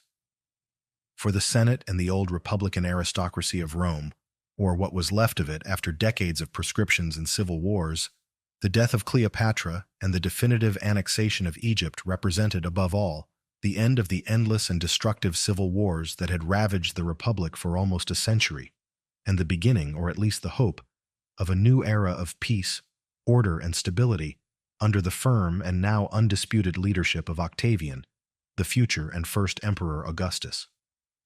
Many senators, who had sincerely feared the growing Orientalizing influence of Mark Antony and Cleopatra, and the real possibility that the capital of the empire might be moved from Rome to Alexandria, endangering their own positions and the predominance of Latin culture, breathed a sigh of relief at the news of the queen's suicide. However, there were also voices, such as that of the great historian Titus Livius, a contemporary of the events, who, while recognizing the inevitability of the Roman victory and the need for peace, could not help but lament the loss of a female figure, as extraordinary and charismatic as Cleopatra, and the end of a dynasty so ancient and so linked to the history of the Hellenistic world. The fate of Cleopatra's corpse, as mentioned above, was the object of a certain and calculated consideration on the part of Octavian. Despite having been her bitterest enemy in recent years, and despite the virulent smear campaign he had subjected her to in order to justify the war against her, Octavian, perhaps moved by a last vestige of respect for a queen of her rank, or more likely by shrewd political calculations, avoiding the creation of a popular cult around an anonymous tomb, or the possible desecration of her remains by her enemies, ordered that she be given the funeral honors befitting her royal status, and that she be buried with all possible magnificence next to her beloved Mark Antony, in the same mausoleum where they had both met their deaths, thus fulfilling, at least in part, the last and touching wish expressed by the queen in the letter she had sent to Octavian before her death. However, and this is one of the great mysteries that still linger today, the exact location of the joint tomb of Cleopatra and Marcus Antony remains, to this day, completely unknown. Despite numerous and often fanciful archaeological searches and investigations carried out over the centuries, especially around ancient Alexandria, their mausoleum has never been found, and speculations about its possible location continue to fuel the imagination of experts, amateurs, and novelists. Was it destroyed by earthquakes or by the advancing sea? Was it looted and forgotten in antiquity? Or does it still lie hidden, waiting to be discovered, beneath the modern streets of present-day Alexandria? With the death of Cleopatra, the glorious Ptolemaic dynasty, which had ruled Egypt with an iron hand and incomparable cultural refinement for almost 300 years, since the death of Alexander the Great and the division of his empire among his generals, was definitively and forever extinguished. Egypt, the last of the great Hellenistic kingdoms that still retained a precarious independence from the overwhelming power of Rome, now became, formally and irreversibly, another province of the Roman Empire, although with a special status. It would be considered a personal possession of the emperor, governed directly by a prefect of equestrian rank appointed by him and not by the Senate, due to its enormous strategic importance and, above all, to its vital production of grain, indispensable for supplying the city of Rome and for maintaining social peace in the capital. Its immense wealth accumulated over the centuries, the treasures of the pharaohs and the Ptolemies, would swell the coffers of Rome and finance the ambitious projects of Octavian, making Egypt a key piece, the jewel in the crown, of the new imperial order that was taking shape. The immediate dynastic consequences of Cleopatra's death were also drastic and unforgiving. Her eldest son, Ptolemy XV Caesarion, the supposed and very likely son of Julius Caesar, in whom some, both in Egypt and in Rome, saw a possible and dangerous threat to the legitimacy and uniqueness of Octavian as Caesar's sole true heir, was tracked down shortly after the fall of Alexandria, while attempting to flee southward, and was unceremoniously executed by direct order of Octavian. The latter, according to tradition, would have pronounced in this regard the famous and lapidary phrase, "It is not good that there are too many Caesars in the world." The three younger children that Cleopatra had had with Mark Antony, the twins Alexander Helios and Cleopatra Selene, and the little Ptolemy Philadelphus, were instead pardoned by Octavian, perhaps out of a gesture of respect for the memory of his sister Octavia, who had been Antony's wife and had affectionately cared for his previous children, or simply because he did not consider them a real political threat. They were brought to Rome, participated, much to their regret, in Octavian's triumph, though not in chains but as part of the entourage, and were subsequently raised and educated by Octavia herself, in a gesture of apparent clemency, but also of astute political propaganda that sought to present Octavian as a magnanimous and just leader. Cleopatra Selene, the only daughter, would later marry Juba II, king of Mauritania, a client kingdom of Rome, and would have offspring, thus perpetuating, albeit indirectly and distantly, the blood of the Ptolemies and the Antonians. But the direct line of the Ptolemies as independent rulers of Egypt had tragically and irrevocably come to an end with the death of their last and most brilliant representative. The impending chaos, which might have involved a prolonged struggle for succession in Egypt, or a continuation of civil war in the Roman world, had Cleopatra managed to escape or hold out longer, was thus definitively averted by the total and crushing victory of Octavian. His power, after the elimination of his two main rivals, Mark Antony and Cleopatra, was now absolute and undisputed throughout the Roman orb. In the few years that followed the conquest of Egypt, Octavian, with extraordinary political skill and statesmanship, would transform the dying and chaotic Roman Republic into a new and lasting political regime, the Principate, inaugurating a long and generally prosperous period of internal peace known as the Pax Romana, and becoming himself, under the honorary title of Augustus, the first and greatest of Rome's emperors. Cleopatra's death, therefore, not only dramatically closed an important chapter in the history of Egypt and the Hellenistic world, but also opened wide and decisively the doors of a new and momentous era for Rome and for the entire Mediterranean world, the era of the Roman Empire at its peak. The new unknowns that arose after her death, or rather the confirmation and aggrandizement of her already formidable legend, revolved and continue to revolve around her complex and fascinating figure as a woman, as a ruler, and as a lover. Was she really the irresistible and manipulative seductress that Roman sources paint us with often hostile strokes? Or was she, above all, a shrewd politician, a pragmatic stateswoman, and a cultured queen who used all the weapons at her disposal, including sex and seduction, in a desperate attempt to ensure the survival and prosperity of her kingdom in a world dominated by men and by the implacable power of Rome? Was she a cruel, capricious Oriental despot, given to the most extravagant luxuries? Or was she an enlightened queen, concerned for the welfare of her people and the promotion of culture and science in her magnificent capital of Alexandria? The image of Cleopatra, filtered through the centuries by the self-serving propaganda of her victors, by the overflowing imagination of poets and artists, and by the often conflicting interpretations of historians, remains, to this day, a fascinating and ever unfinished mosaic of light and shadow, of contrasting historical facts and persistent legends, which continues to defy any attempt at simplification or univocal judgment. The death of Cleopatra VII, the last and perhaps most famous of the pharaohs of ancient Egypt, which occurred in that torrid and fateful month of August of the year 30 before the Common Era, was not simply the tragic and lonely epilogue of an extraordinary and eventful life, nor was it the mere end of a glorious and often turbulent dynasty that had ruled the destinies of the country of the Nile for nearly 3 centuries. It was, in a much deeper, much broader, and much more far-reaching sense, the definitive and spectacular closing of an entire historical era, the melancholy and long-announced decline of the brilliant and cosmopolitan Hellenistic world that had been forged in blood and fire by the unstoppable conquests of Alexander the Great 300 years earlier, and at the same time the imposing and promising dawn, at least for Rome, of the Roman Empire under the firm and calculating aegis of Octavian, the future and first emperor Augustus. Her suicide in the sacred gloom of her mausoleum in Alexandria, whether by the lethal bite of a sacred asp, or by the surreptitious ingestion of a subtler and perhaps more painful poison, resonated with the force of a veritable cataclysm in the consciousness of the ancient world, and cast a long, complex, and deeply fascinating shadow over the history, art, literature, and popular imagination of the centuries to come, a shadow that reaches, with barely diminished intensity, to our own day. Cleopatra's legacy, like her own historical and legendary figure, is immense, complex, multifaceted, and in many respects, deeply ambivalent and open to multiple interpretations.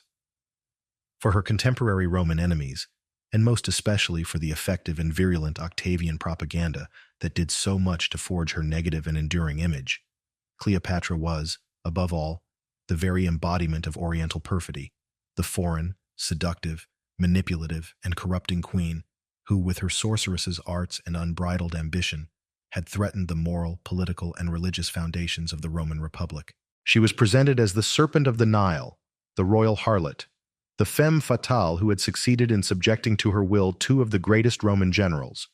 Julius Caesar and Mark Antony, and who had come close to destroying the freedom and identity of Rome, trying to subjugate the West under the yoke of an Oriental despotic and decadent monarchy.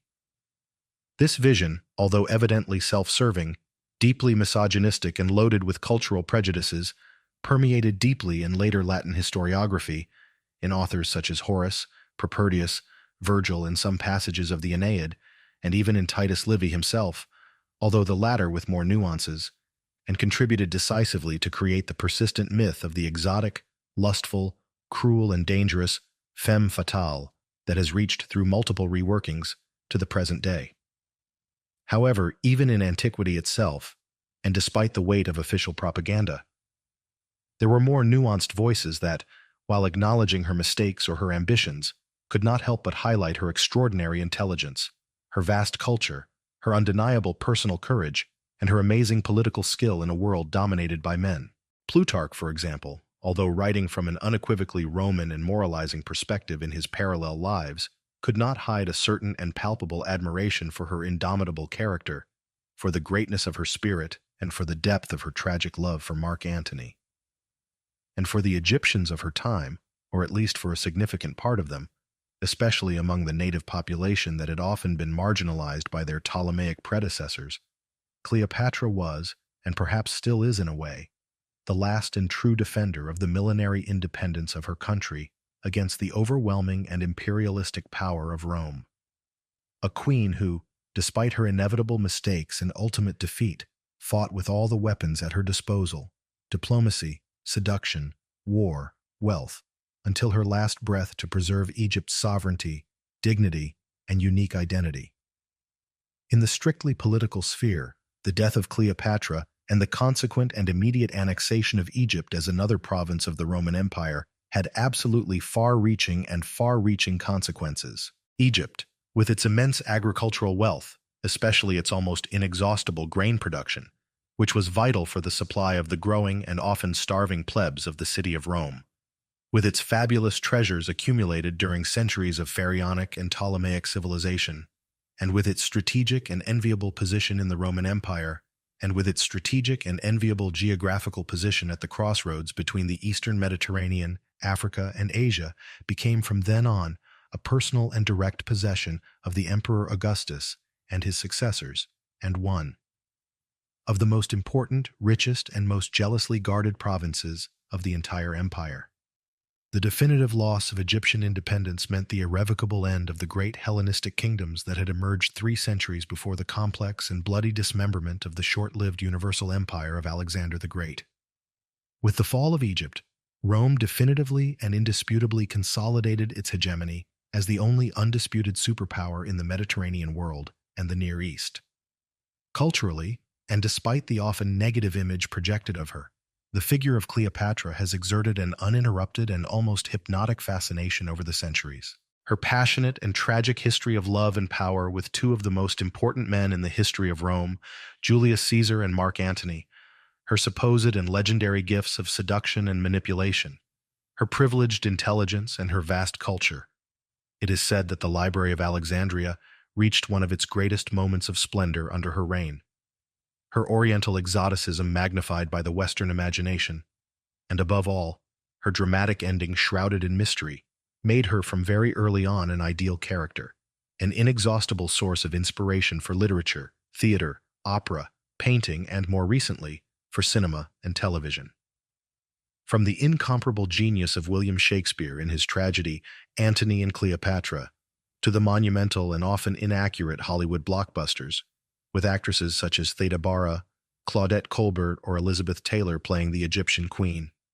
Through countless historical novels, epic poems, Baroque and Romantic operas, and a vast pictorial and sculptural iconography, Cleopatra has been reinterpreted and reinvented again and again over the centuries, adapting to the tastes, fashions, and aesthetic and ideological concerns of each era, but always retaining that unmistakable aura of unfathomable mystery, untamed feminine power, and an exotic and dangerous sensuality that characterizes her so much. She has become, over time, a universal archetype, a complex and versatile symbol of the strong, intelligent, and charismatic woman who dares to challenge the conventions of her time, who struggles for power in a world dominated by men, and who, although finally defeated by superior forces, manages to leave an indelible mark in history and legend. The moral or existential lesson that perhaps emerges from Cleopatra's intense and tragic life and voluntary death is probably that of the titanic and often unequal struggle of the individual, however powerful, however brilliant, or however charismatic, against the impersonal, overwhelming, and implacable forces of history and destiny. Cleopatra, for all her undeniable intelligence, her political astuteness, her vast culture, and her astonishing capacity for seduction, could not prevent the unstoppable decline of her kingdom or her own terrible destruction in the face of the military, political, and demographic might of a Rome in full imperial expansion and the cold, calculating, and methodical determination of an Octavian who was unwilling to tolerate rivals or to share power. Her story reminds us, with a rawness that has not lost its relevance, of the extreme fragility of the sovereignty of small or declining nations in the face of great hegemonic powers, the relativity and transience of political power, and the tragedy inherent in those leaders who, like her, dare to dream of empires and alliances that challenge the established order and the interests of the strongest. It also speaks to us, in a moving and universal way, of the inexhaustible complexity of human passions, of love as a force capable of inspiring the greatest greatness and of provoking the worst catastrophes, and of the ultimate dignity of the last form of freedom, which can be found even in the most absolute defeat, and in the conscious choice of death itself as the only way of escape from humiliation and the loss of one's own identity. The question that continues to resonate strongly through the centuries, and which may never obtain a single definitive answer, is whether Cleopatra was fundamentally a victim of the historical circumstances of her time,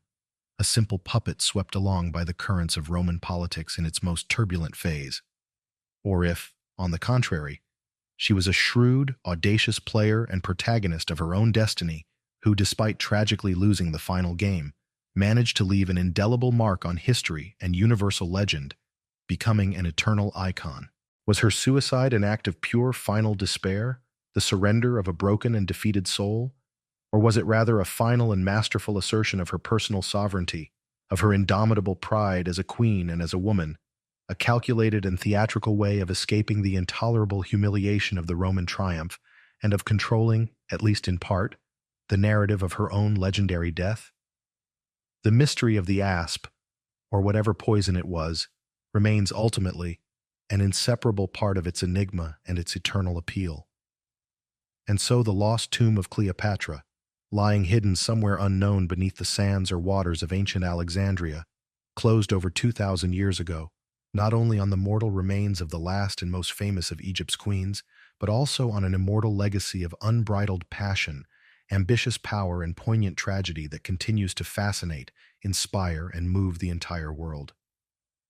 Its story, like a beacon in the night of time, reminds us that even in utter defeat, there can be a sublime form of triumph,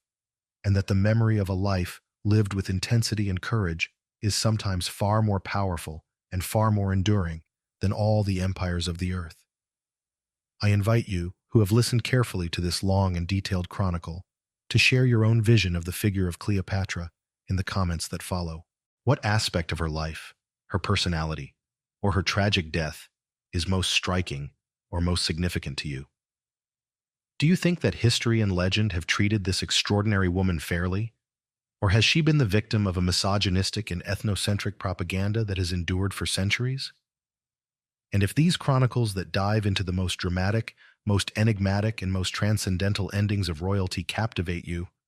move you, and invite you to deep reflection, don't forget to subscribe to our channel. Support us with your valuable like, and continue accompanying us on this exciting and endless journey through the unfathomable mysteries, enduring lessons and necessary warnings that the past, that implacable but also infinitely generous master, continues to offer us day after day.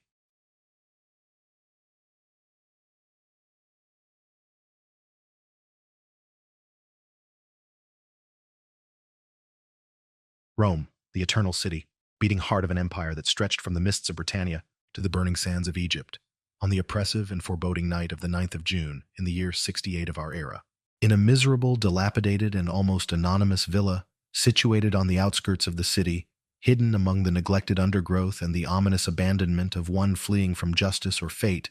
a trembling man, stripped of all his ancient and dazzling imperial glory, prepares, with a mixture of abject terror and pathetic vanity, for the final and solitary act of a life marked by unbridled excess, refined cruelty, and a megalomania that, in its most extreme delusions, had come to verge on self-proclaimed divinity. He is Nero Claudius Caesar Augustus Germanicus, the fifth, and as history would underline in blood, the last emperor of the illustrious and often turbulent Julio-Claudian dynasty, that lineage that had given Rome such transcendental figures as Augustus, Tiberius, Caligula, and Claudius. Nero, the frustrated artist who dreamed of stages and applause instead of battlefields and senates, the confessed matricide, tormented by the furies of a mother he himself had ordered murdered, the arsonist of Rome, according to the popular accusation that would forever point to him as the culprit of the great fire that devastated the city, the first great persecutor of Christians, whom he used as scapegoats to divert the wrath of the people, the man who, at the height of his power, believed himself to be a living God, a new Apollo on earth, and who now, abandoned by almost all his former sycophants, formally declared a public enemy by a Senate that once trembled before him, and pursued like a cornered wild beast by his own mutinous legions, faces, in utter loneliness and despair, the inescapable prospect of an ignominious and brutal death. With a dagger in his trembling hand, unable through cowardice or a last vestige of narcissism to strike the fatal blow himself, he tearfully begs his loyal freedman Epaphroditus to help him die, to put an end to his torment, while he mutters with bitter and almost incredible irony the words that history would record and repeat forever and ever. Qualis artifex pereo. What an artist dies with me. In a few moments, the still warm blood of the last of the Caesars of the line of Augustus would stain the dusty floor of that anonymous villa, putting an abrupt and bloody end to a 14-year reign that had begun with flattering promises of a new golden age for the empire and that now ended, as pathetically as predictably, in a bath of blood, fire, madness, and desolation. Was Nero really the depraved monster, the bloodthirsty tyrant and incendiary madman that ancient sources, such as Tacitus, Suetonius, or Dion Cassius, paint for us in such vivid and often hostile strokes? Or was he, at least in part, the victim of an effective and persistent senatorial and Christian propaganda, and of the intrigues of an aristocracy that never accepted nor forgave his populist style of government and his artistic vagaries? Was his fall the inevitable and deserved result of his own monstrous excesses and crimes? Or was it rather the bitter fruit of a conspiracy well hatched by those who, from the shadows, coveted power or simply wished to get rid of an increasingly uncomfortable and dangerous emperor? And beyond his physical death, his forced and pathetic suicide, what did the end of Nero really mean for the fate of Rome and for the evolution of the empire? This is the detailed chronicle of a dizzying and spectacular fall, the story of the last, feverish and desperate days of an emperor who dared to defy all the social and political conventions of his time, who dreamed of a monumental and eternal Rome, built to the measure of his delusions of artistic grandeur, and who met his tragic and lonely end in the most absolute abandonment,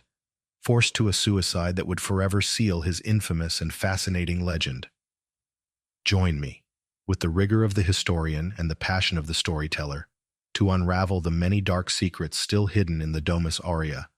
to explore the intricate and often unfathomable labyrinths of Nero's mind, and to be privileged witnesses to the bloody and operatic twilight of a self-proclaimed god who collapsed under the weight of his own monstrous creation. Was his death an act of divine or historical justice, or the last pathetic spasm of a tyrant cornered and driven mad by fear? The enigma of Nero, the artist and monster emperor, continues to resonate with disturbing and profoundly topical force in the annals of universal history.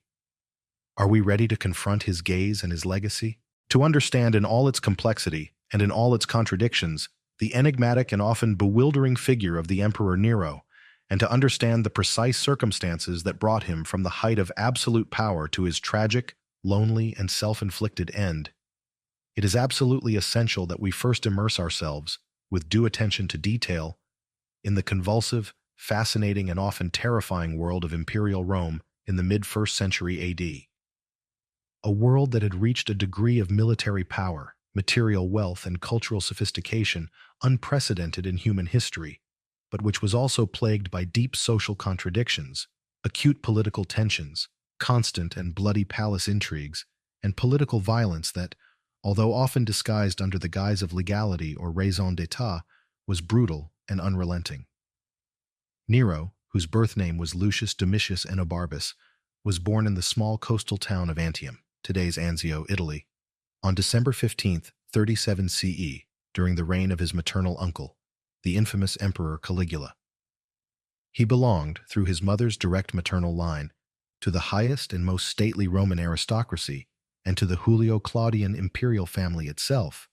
that lineage which, since the divine Augustus, had governed the destinies of the empire. Her mother was the no less infamous Agrippina the Less, a woman of an imposing and legendary beauty, of a Machiavellian and calculating intelligence, and of a political ambition as excessive as it was unscrupulous.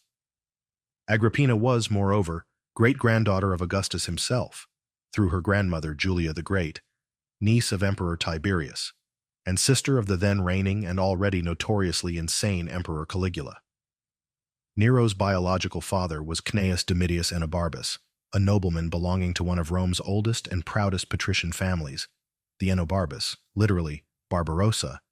but of more than dubious personal reputation, known in his time for his cruelty, arrogance, penchant for violence, and multiple vices.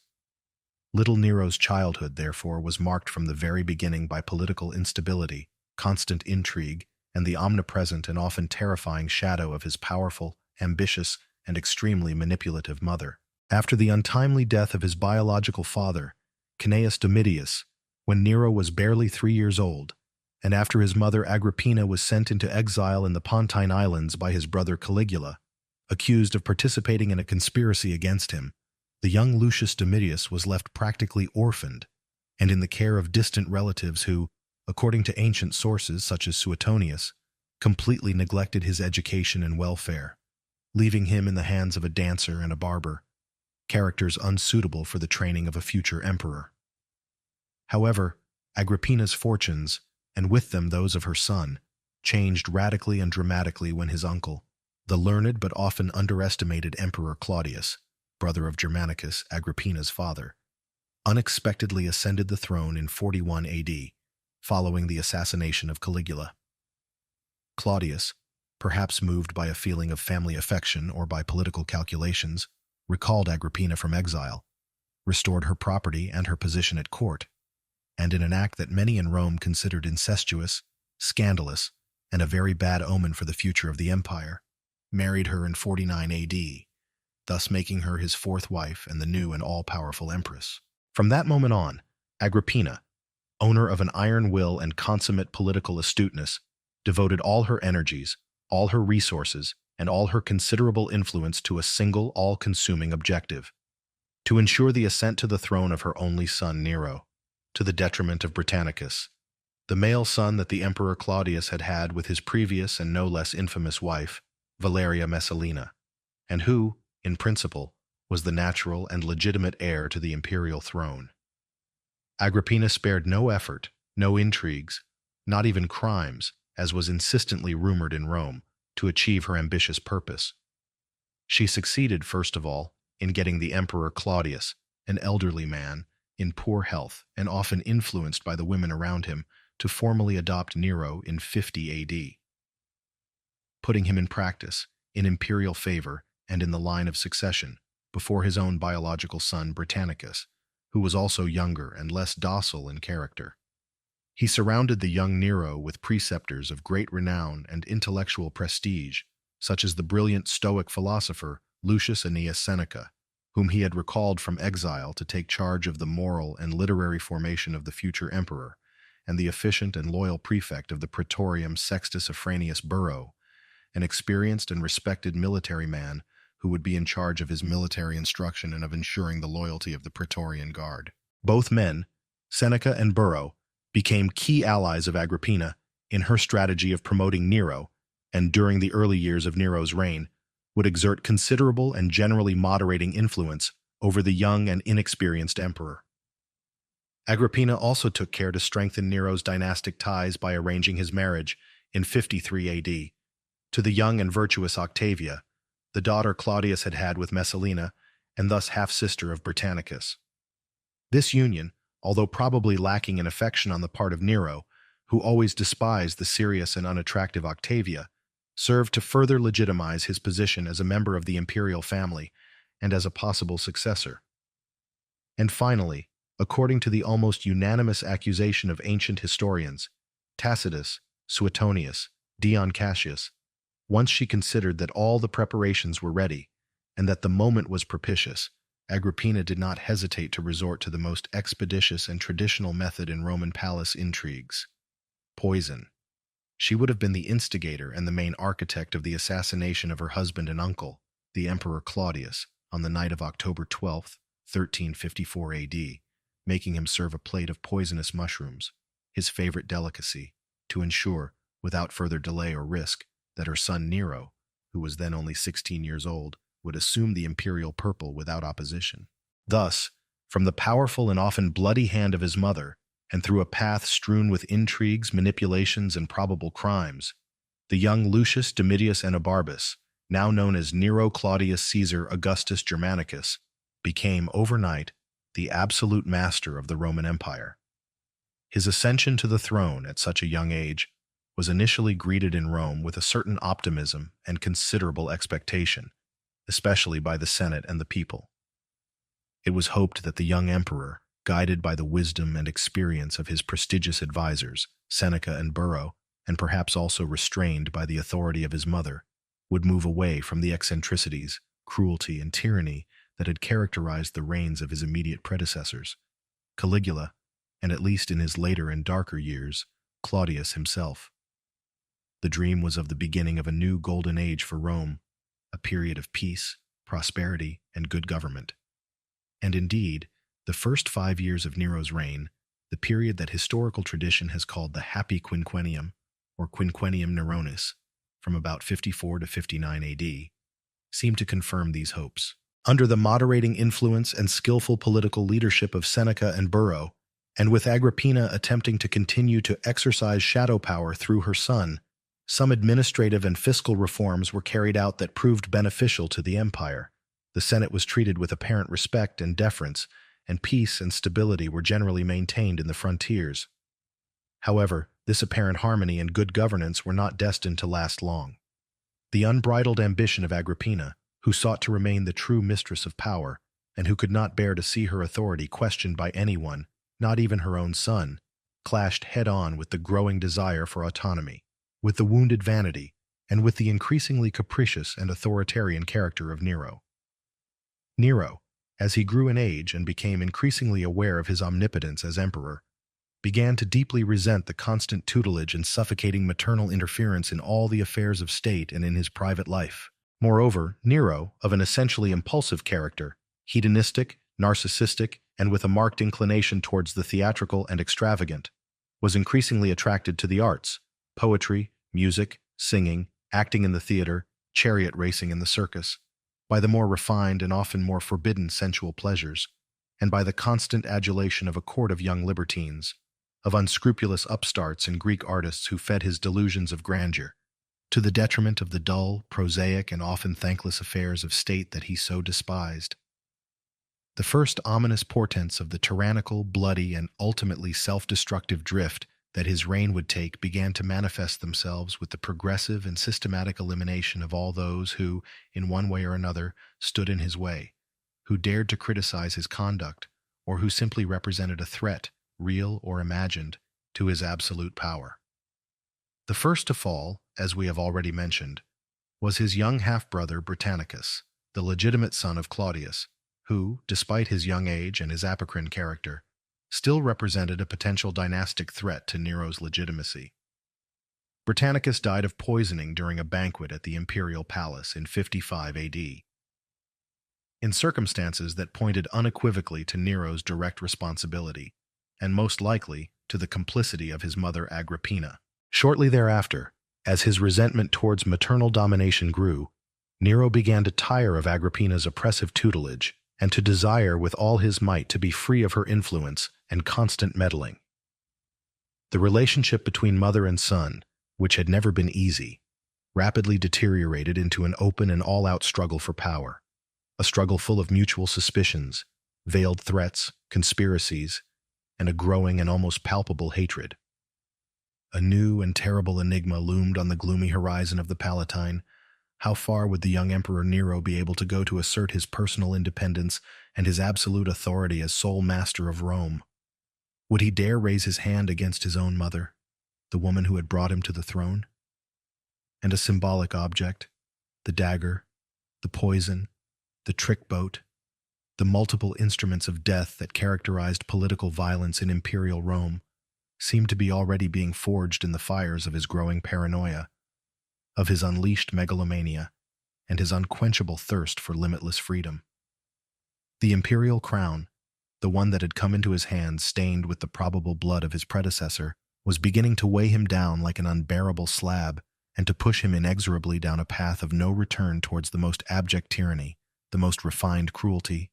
and finally, the most pathetic self-destruction. The downward spiral that would lead Nero from the apparently promising beginnings of his so-called happy quinquennium to become the very personification of tyranny, cruelty, and depravity in the eyes of history,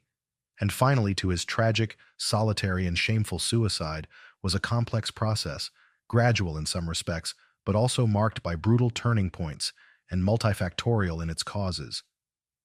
It was characterized by the progressive and alarming corruption of his personal character, by the systematic elimination of any moral or political break that might oppose his absolute power and his increasingly extravagant whims, and by a series of disastrous decisions and events that ended up alienating and angering all the influential layers of Roman society, from the senatorial aristocracy to the powerful army, and ultimately even a part of the common people of Rome that he had tried so hard to seduce. The crucial turning point, the moral Rubicon that Nero crossed, and that would indelibly mark the rest of his reign and his posthumous image, was, without a doubt, and according to the consensus of most ancient and modern historians, the assassination of his own mother, Empress Agrippina the Younger, in the spring of 59 AD. The fierce power struggle between the young and increasingly autocratic Nero and his ambitious and domineering mother Agrippina had become, in the previous months, absolutely unsustainable, a veritable Cold War within the walls of the imperial palace. The Empress Mother, accustomed for years to exercising a decisive, almost absolute influence in the affairs of state, first through her marriage to Claudius, and then during the early years of her son's reign, did not willingly accept being relegated to the background, to a merely ceremonial role, by a Nero whom she herself had placed on the throne, and whom, deep down, she continued to consider a creature of her own, an instrument of her own ambition. She tried by every means at her disposal, from intrigue and manipulation to direct threats, to continue to control him, constantly reminding him of everything he owed her. He even went so far, according to some accounts, as to threaten to support the possible claims to the throne of Britannicus, before he was conveniently assassinated, or other members of the imperial family who might be more amenable to his will. Nero, for his part, increasingly impatient to rule without tutelage, without restraint, and probably decisively influenced by his ambitious new favorites, especially by his mistress Poppaea Sabina, a woman of great beauty, cunning, and an ambition comparable to Agrippina herself, who deeply hated the Empress Mother and saw in her an obstacle to her own plans to become Nero's legitimate wife and the new empress. He finally decided that the only way to rid himself definitively of the unbearable maternal influence and to ensure his own autonomy as sovereign was to eliminate her physically. After several failed and almost bizarre attempts to assassinate her discreetly or accidentally, including, according to Tacitus's vivid and detailed account, an ingenious but ultimately unsuccessful plan to have her drowned in a specially rigged ship designed to sink with her on board during a crossing of the Bay of Naples, a plan that Agrippina miraculously managed to survive by swimming to shore. Nero, frustrated and enraged by his mother's resistance, finally ordered his soldiers, openly and brutally, to kill her at her villa in Bauli. Matricide, a horrendous and almost unthinkable crime even by the lax moral standards of the often depraved Roman court, an act that violated one of the most sacred taboos of ancient society, marked an irreversible before and after in Nero's reign and in the perception of him. Although Nero initially tried to justify his action before the Senate and the people, presenting Agrippina as a dangerous conspirator who had repeatedly attempted against his life and against the security of the state, the immense weight of guilt, the barely concealed popular opprobrium, and the fear of the vengeance of the gods, began to take a visible toll on his already unstable and narcissistic psyche. It is said that thereafter he suffered terrible remorse, was tormented by nightmares and hallucinations in which he saw the bloody ghost of his mother, and developed a growing fear of dark forces and divine and human vengeance. With the death of Agrippina, and shortly thereafter, in 62 AD, with the death, probably induced by poisoning or by unbearable pressures, of his loyal and experienced advisor Afranius Burro, and the consequent forced and self-imposed retirement of Seneca from public life, who, disgusted by the tyrannical drift of his former pupil and fearing for his own life, preferred to stay away from the court, Nero was completely free from any moderating influence, from any moral or political restraint on his whims and excesses. He then gave free rein, without any restraint, to his worst instincts and his most extravagant fantasies. He surrounded himself with a new clique of servile sycophants, unscrupulous libertines and characters of the worst sort, such as the infamous Ophonius Tigellinus, a man of humble origin and of more than dubious morality, who became his new and all-powerful prefect of the Praetorium and the principal instrument and executor of his growing tyranny. His rule, from that moment on, became increasingly arbitrary, more cruel, more unpredictable, and more openly extravagant. On the personal level, he divorced his virtuous but sterile wife Octavia, whom he would soon after have executed on false charges of adultery and treason to satisfy Poppaea's desires, to marry his mistress Poppaea Sabina, a woman whom, according to some accounts, he himself would kill years later in a fit of rage, kicking her in the belly when she was pregnant. After Poppaea's death, Nero would go so far as to marry a young eunuch named Sporus, whom he had castrated and dressed as a woman, and whom he treated as if she were the reincarnation of his late wife.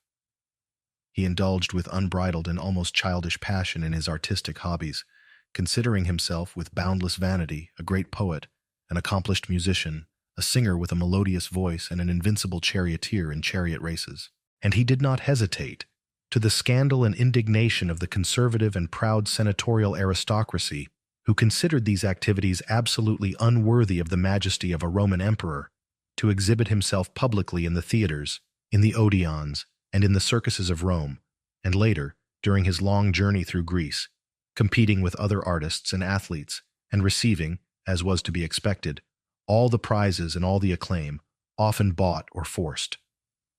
His expenditures on these grandiose spectacles, on the construction of sumptuous and ephemeral palaces, and on generous but irresponsible donations to the plebs of Rome, became absolutely exorbitant,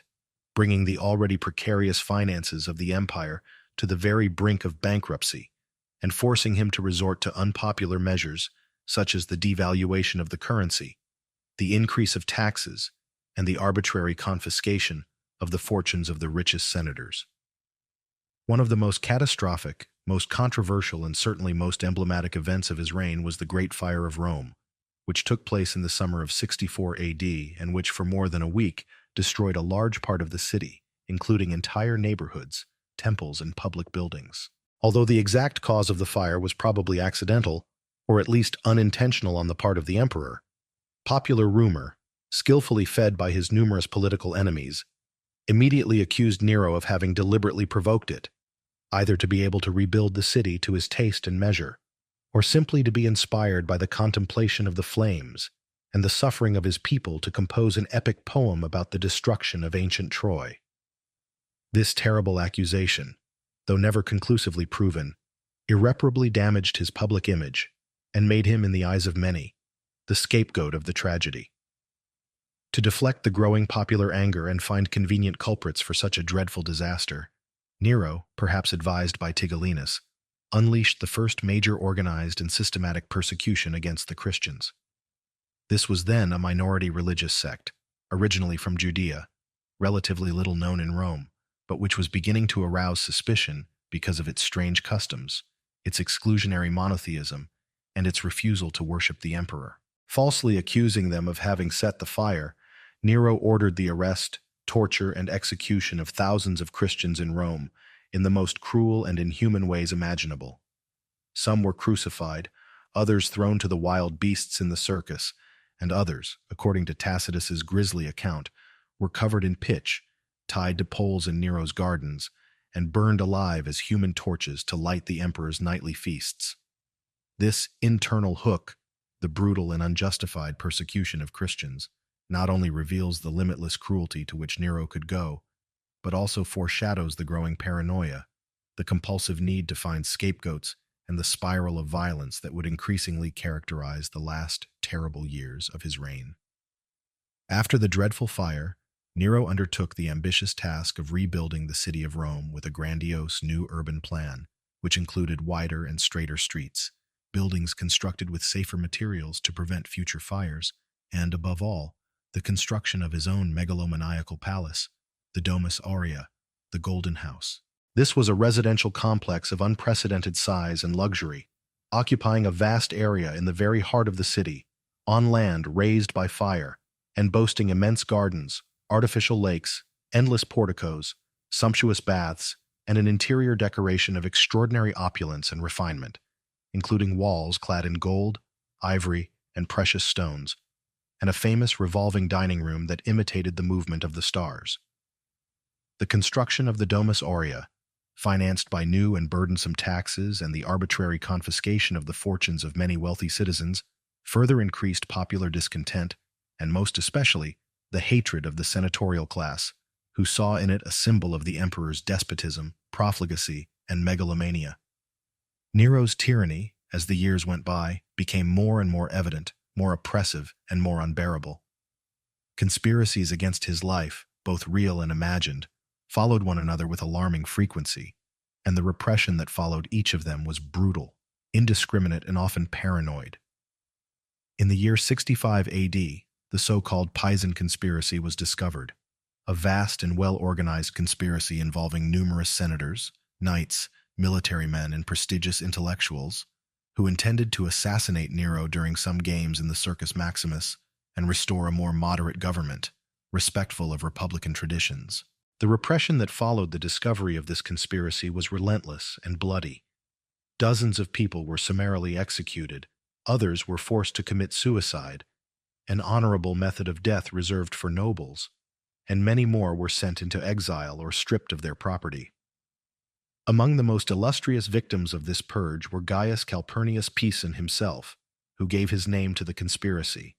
the brilliant poet Marcus Annius Lucanus, nephew of Seneca, author of the Pharsalia,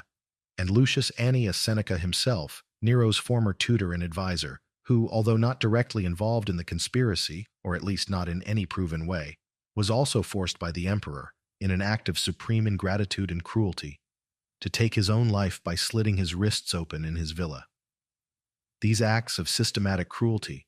which affected some of the most noble and influential families of Rome, only increased the hatred, fear, and desire for revenge towards the emperor, and sowed the seeds of new and future rebellions that would eventually overthrow him.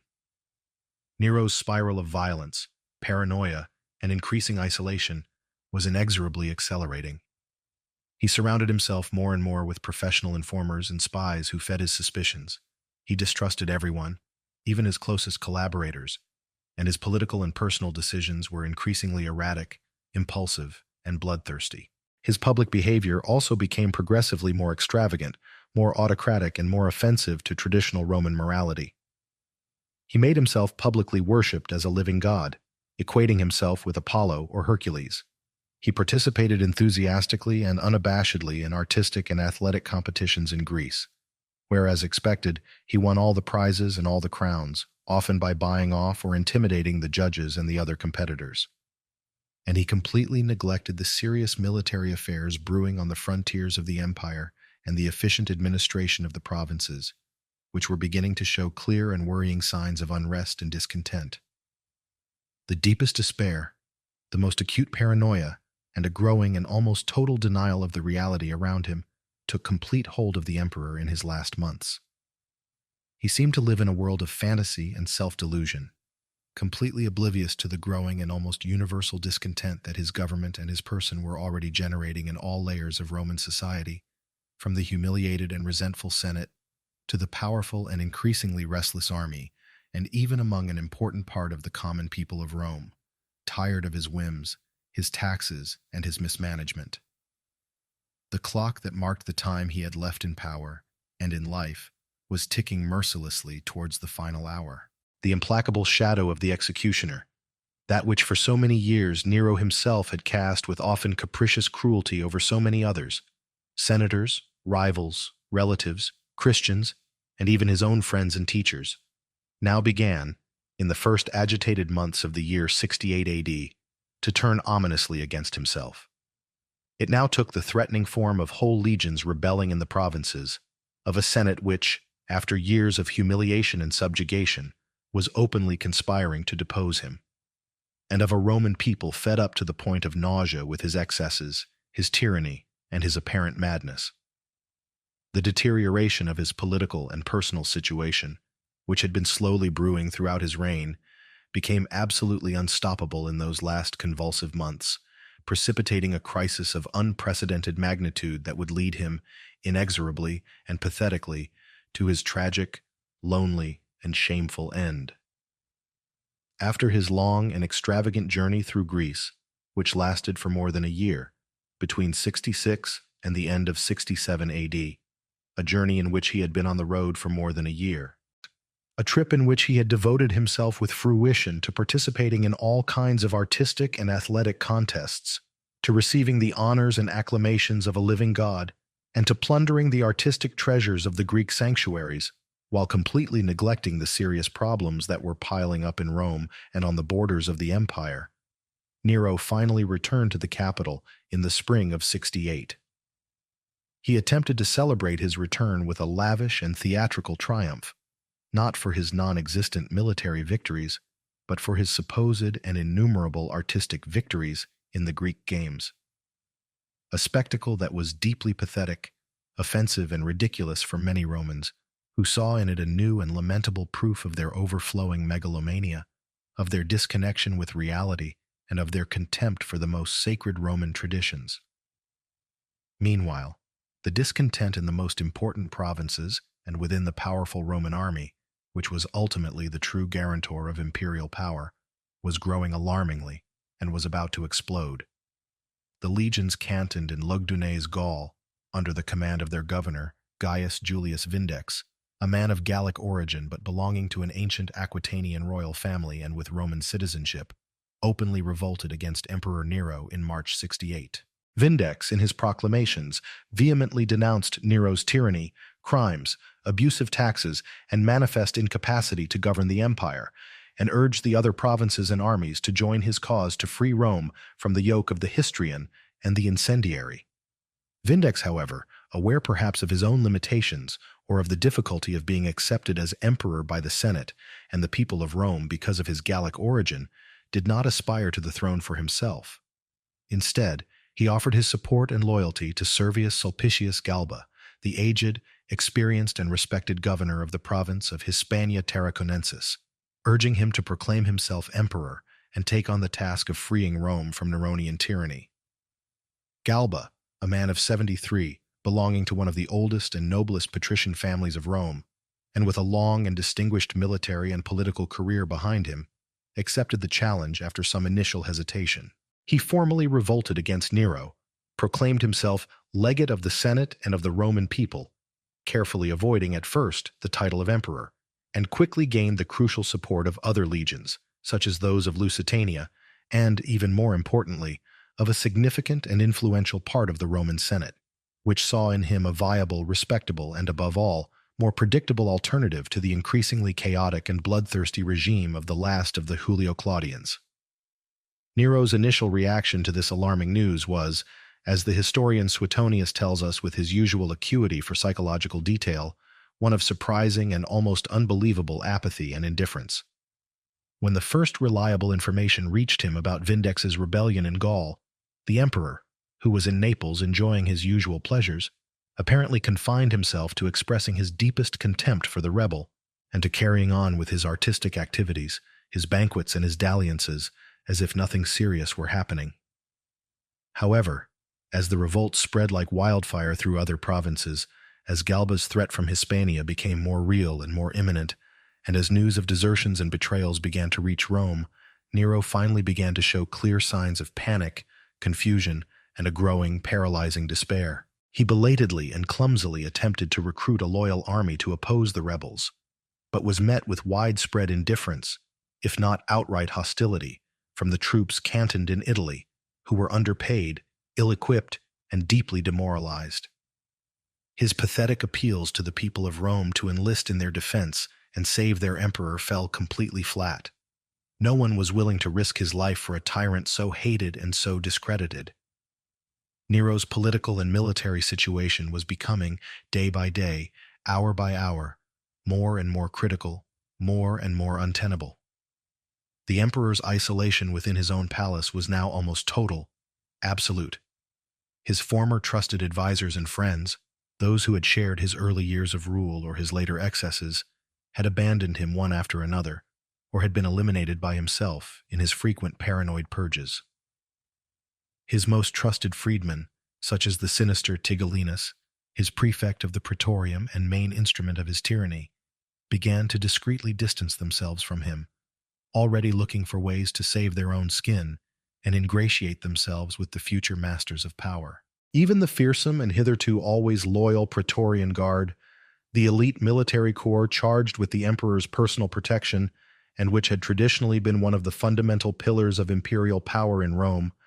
began to waver dangerously in its loyalty, bribed with generous promises by Galba's skillful agents and deeply dissatisfied with Nero's inaction, cowardice, and apparent madness. The descriptions that have come down to us of the emperor's physical and mental state in those last terrible days are truly pathetic, almost grotesque. It is said that he spent the long, sleepless nights, seized by uncontrollable terror and paralyzing indecision, wandering like a ghost through the vast and now deserted corridors of his Domus Aurea, the one he had built as a monument to his own glory, and which now became the scene of his humiliating downfall. He wept bitterly like a child, lamented with cries and groans his fate, cursed his enemies, his former friends who had betrayed him, and the gods who seemed to have abandoned him. He tried to compose grandiloquent speeches that he would never get to deliver before the Senate or the people,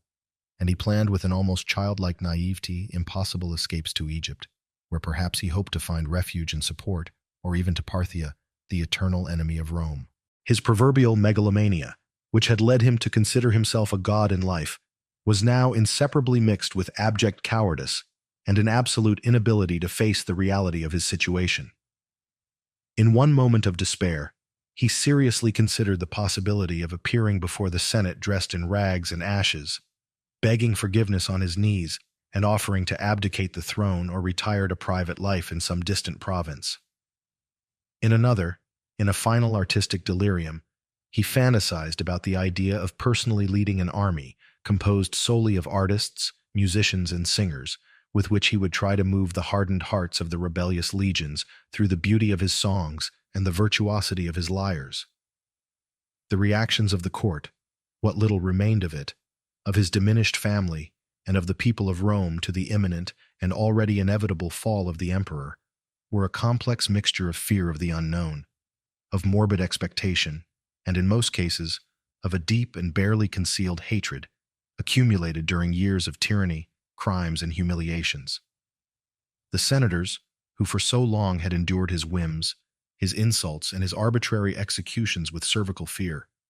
were now conspiring openly and with scarcely any concealment to depose him formally and to acclaim Galba as the new and saving emperor. The people of Rome, who in former times had enjoyed with fruition his grandiose spectacles and his generous donations, the famous bread and circuses, now cursed him in the streets, accused him of all the evils of the empire, and celebrated in advance his fall. The news that the powerful army of Germania, one of the most numerous and best trained in the entire Roman Empire, had also finally joined the rebellion and proclaimed its allegiance to Galba, was the final coup de grace for Nero's regime. He understood then, with terrifying clarity, that his cause was irretrievably lost, that he had no significant military or political support left anywhere in the empire, and that his life was in imminent and mortal danger. The impending clock of his death had begun its final countdown, and there was no longer anything or anyone who could stop it. Nero's last desperate attempts to save himself, to find an escape route, to redeem himself before his enemies, or at least to find an honorable way out of his desperate situation, proved utterly futile, pathetic, and ultimately deeply humiliating. On the night of June 8, 68, abandoned by almost all his servants and courtiers, and fully aware that the Senate, meeting in emergency session, was about to formally declare him a public enemy, hostis publicus, and condemn him to the terrible and shameful penalty of the ancestors, poena maiorum, which consisted in being stripped naked, tied to a gallows or a post, and whipped to death with rods while the head of the prisoner was held by a wooden fork.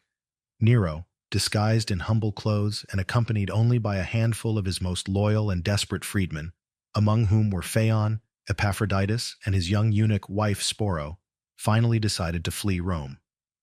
He left the immense and now empty imperial palace on horseback, amid darkness and stealth, heading for a modest villa that his freedman Phaonte owned on the outskirts of the city, some 4 miles away, between the Via Salaria and the Via Nomentana.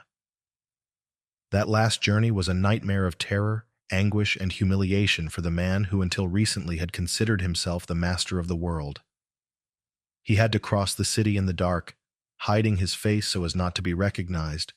while he listened in the distance to the shouts of the crowd that, in the streets, was already openly cursing him and enthusiastically acclaiming the name of Galba. A sudden earth tremor shook the ground beneath his feet, increasing his dread and his superstitious fear of the wrath of the gods. His horse, frightened by the smell of a corpse abandoned on the road, reared violently, about to throw him to the ground. Finally, after many vicissitudes and with his heart shrinking with fear, he arrived at the secluded and ruined village of Phaonte, a miserable and unsafe refuge, where he hid, trembling like a harassed animal, in a small and dark subway room, probably a disused cistern or an abandoned warehouse, waiting with indescribable anguish for the inevitable arrival of his pursuers. The implacable shadow of the executioner, the one he himself had invoked and used so often and so cruelly against so many others, now loomed, dark, cold, and final, over his own wretched head. There was no escape possible. The last night of His Imperial Majesty Nero Claudius Caesar Augustus Germanicus, the 5th, and as history would underline with traces of blood and fire, the last emperor of Rome belonging to the illustrious and often tragically convulsive Julio-Claudian dynasty, the night that took place between the 8th and 9th of June of the year 68 of our era, was not staged in the sumptuous, gilded, and often decadent halls of his megalomaniacal Domus Aurea, nor in the theaters of Rome or Greece where he had garnered, amid the forced adulation and barely contained scandal, the applause and crowns of a supposedly laureate artist. His last act was performed, on the contrary, in the dank darkness, oppressive silence, and most miserable abandonment of a dilapidated and almost anonymous villa situated on the dusty outskirts of the Eternal City, a property of his loyal, but now also terrified freedman Phaonte. There, hidden like a common criminal, like a beast cornered by hunters, stripped of all his ancient and dazzling imperial paraphernalia, shivering uncontrollably with fear, cold and boundless despair, the man who had believed himself to be a living god, an artist of incomparable genius, and the absolute master of the known world, finally faced, in the most absolute solitude and in the deepest abjection, the crude, naked, and implacable reality of his definitive fall and the terrifying imminence of a death that was announced not only inevitable, but also particularly ignominious and cruel. After his hasty, nocturnal, and deeply pathetic flight from the imperial palace, where only the echoes of his lost power and the whispers of betrayal resounded, accompanied only by a meager handful of his most faithful and desperate freedmen, among them the aforementioned Phaontes, secretary Epaphroditus, his young eunuch wife Sporus, and perhaps some other anonymous servant whose name has been lost in the mists of history, Nero finally arrived, physically and emotionally exhausted, terrified and utterly demoralized, at the secluded villa of Phaonte. He stubbornly refused to enter the house through the front door, out of a cervical fear of being recognized by a neighbor or a patrol of soldiers, and crept, almost crawling, into the house through a narrow, dark passageway at the back of the building, crawling with difficulty among thorny brambles and damp reeds. Once inside, his freedman led him to a small, dark subway room, probably an old, disused cistern or an abandoned warehouse, an unworthy place for even the humblest of their slaves. There, on a bed improvised with a bit of straw scattered on the floor and covered with an old, threadbare cloak, lay the man who had ruled the destinies of the greatest empire in the world. During those last anguished hours of his existence, Nero, according to the vivid and often merciless accounts of historians such as Suetonius and Dion Cassius, experienced a truly chaotic whirlwind of contradictory and extreme emotions. The most abject and paralyzing fear of the physical torture and humiliating death he knew awaited him if he was captured alive. The Senate, meeting in emergency session, had already formally declared him hostis publicus, a public enemy of the Roman state, and had condemned him in absentia to the terrible and shameful penalty of the ancestors, a particularly brutal and degrading form of execution. Belated and perhaps not entirely sincere repentance for some of his more notorious crimes and mistakes, or at least, and this seems more likely, for the dire consequences these had brought upon him, the deepest and most tearful self-pity for his unfortunate, and in his eyes, undeserved fate,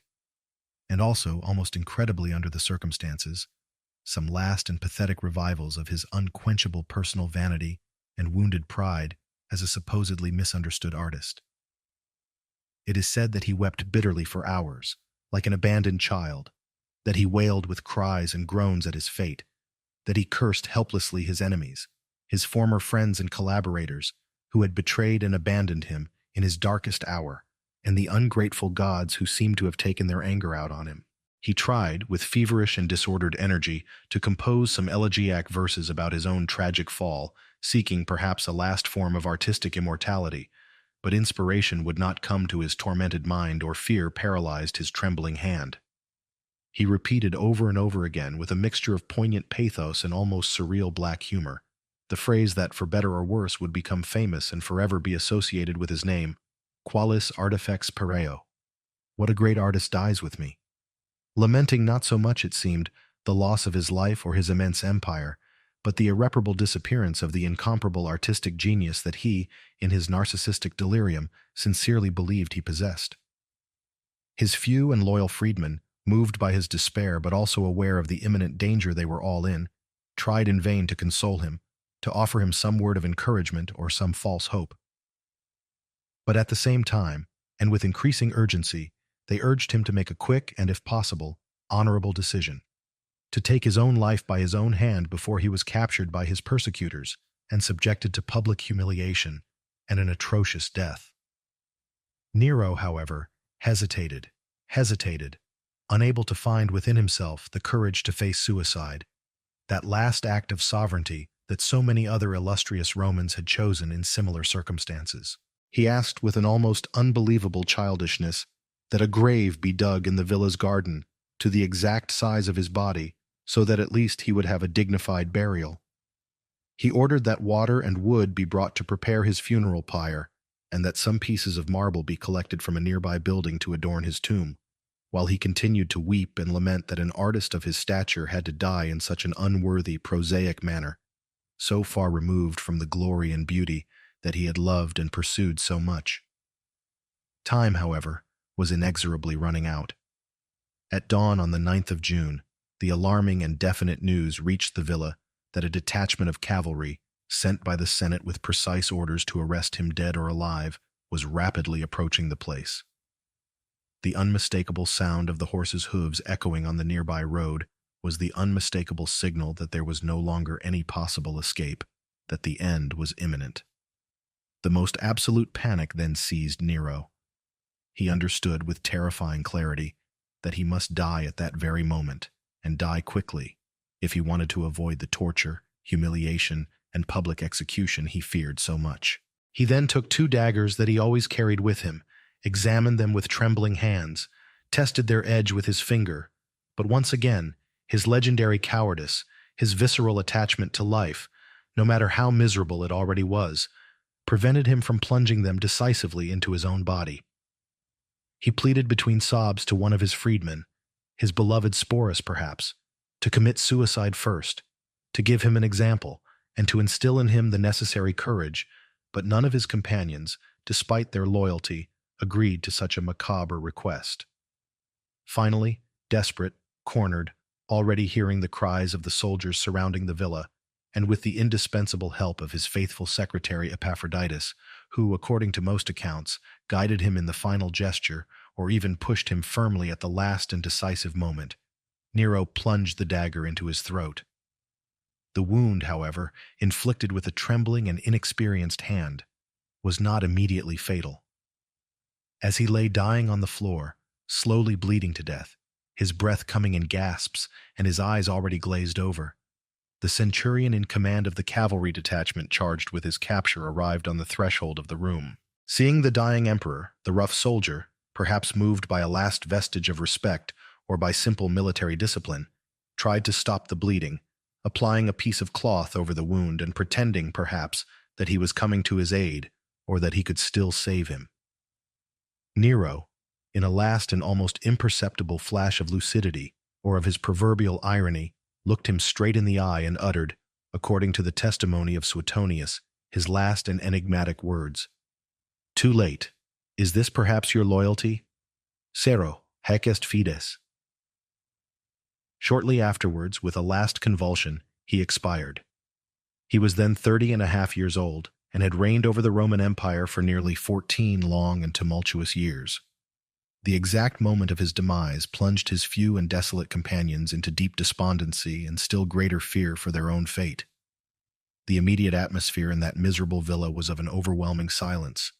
dense and almost unreal, broken only by the disconsolate weeping of Sporo and by the metallic noise of the soldiers who, rudely and unceremoniously, began to search the room in search of some hidden treasure or some incriminating evidence. The last of the Caesars of the line of Augustus, the emperor who had believed himself to be a god on earth, had died in the most miserable, the loneliest and the most pathetic way imaginable, in a ruined and abandoned villa, assisted in his last moments only by a handful of his most faithful freedmen, and with the indelible ignominy of a forced and clumsily executed suicide. The revelation, or rather the official confirmation of his death, would put a definitive and bloody end to the glorious and often terrible Julio-Claudian dynasty,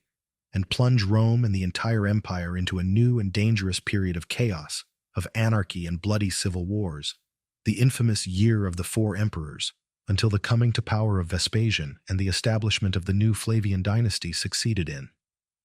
restoring, at least temporarily, a new and much-needed order. The official announcement of the death of Emperor Nero, although awaited with a mixture of anxiety and relief in many influential circles in Rome, and although in his last days it was already an open secret that his downfall was imminent, did not fail to provoke a profound shock and considerable uncertainty in the city and throughout the vast Roman Empire. For the Senate, which in an act of belated courage or calculated political expediency had formally declared him a public enemy, hostis publicus, and had thereby hastened his tragic end, the news of his forced suicide was greeted with ill-concealed relief and with a hasty and almost unanimous acclamation of Servius Sulpicius Galba, the governor of Hispania, who had rebelled against him, as the new and legitimate emperor. Nero's damnatio memoriae was immediately decreed, that is, the official condemnation of his memory. His numerous statues were pulled down and destroyed. His name was systematically erased from public inscriptions and monuments, and many of his acts of government and edicts were annulled or revised, in a desperate attempt to erase from history any vestige of his infamous and, in the eyes of the Senate, tyrannical reign.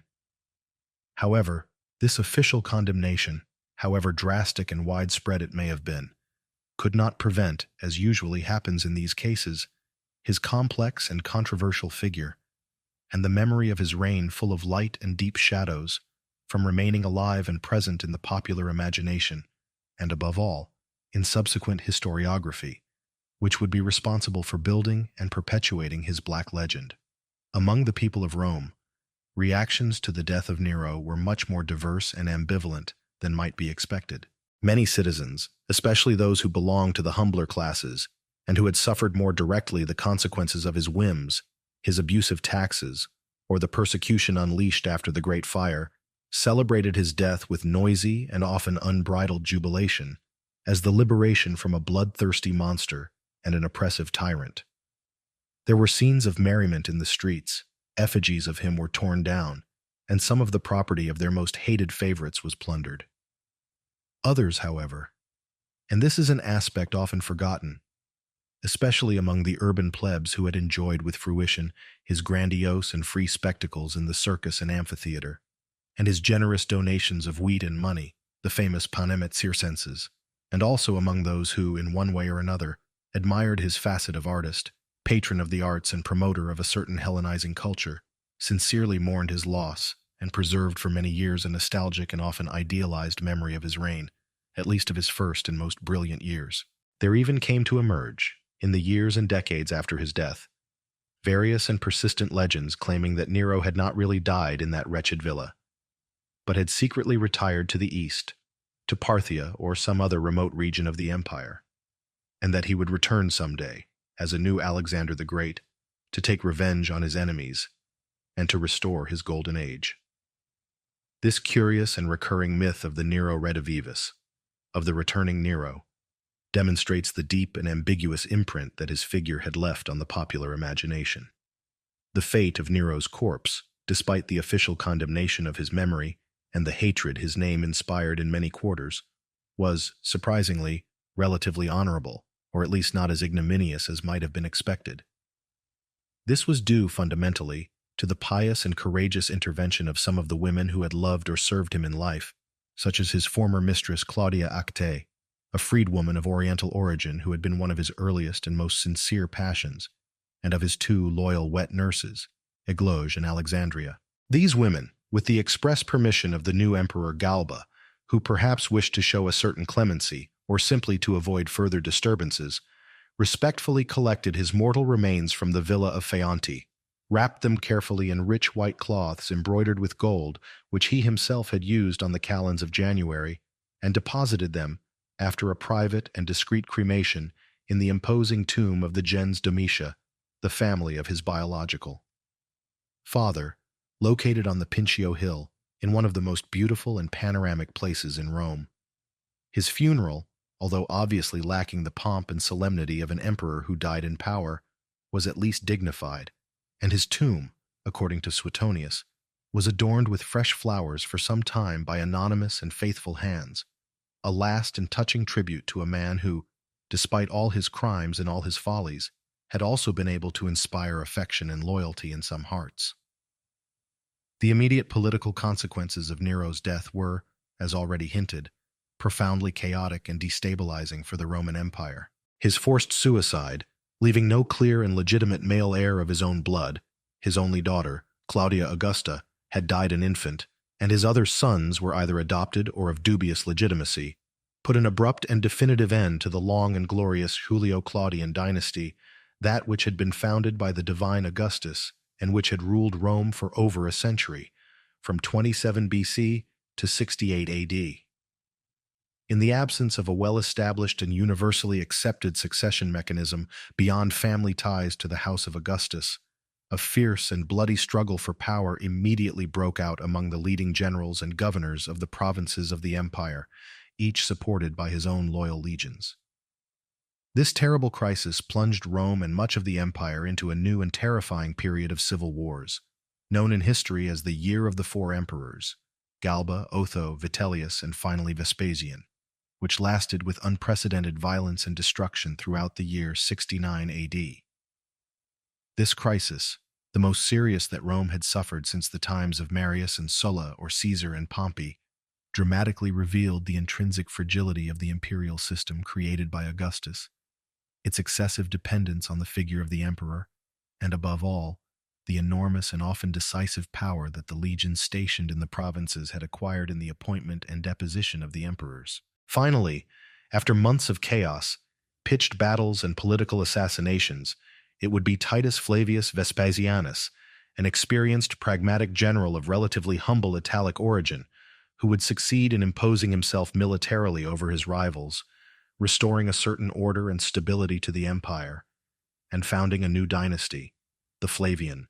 which would rule Rome for the next 3 decades. The new unknowns that arose after Nero's death, or rather those that were confirmed and sharpened, concerned not so much the specific circumstances of his end, which were relatively clear and well documented by contemporary historians,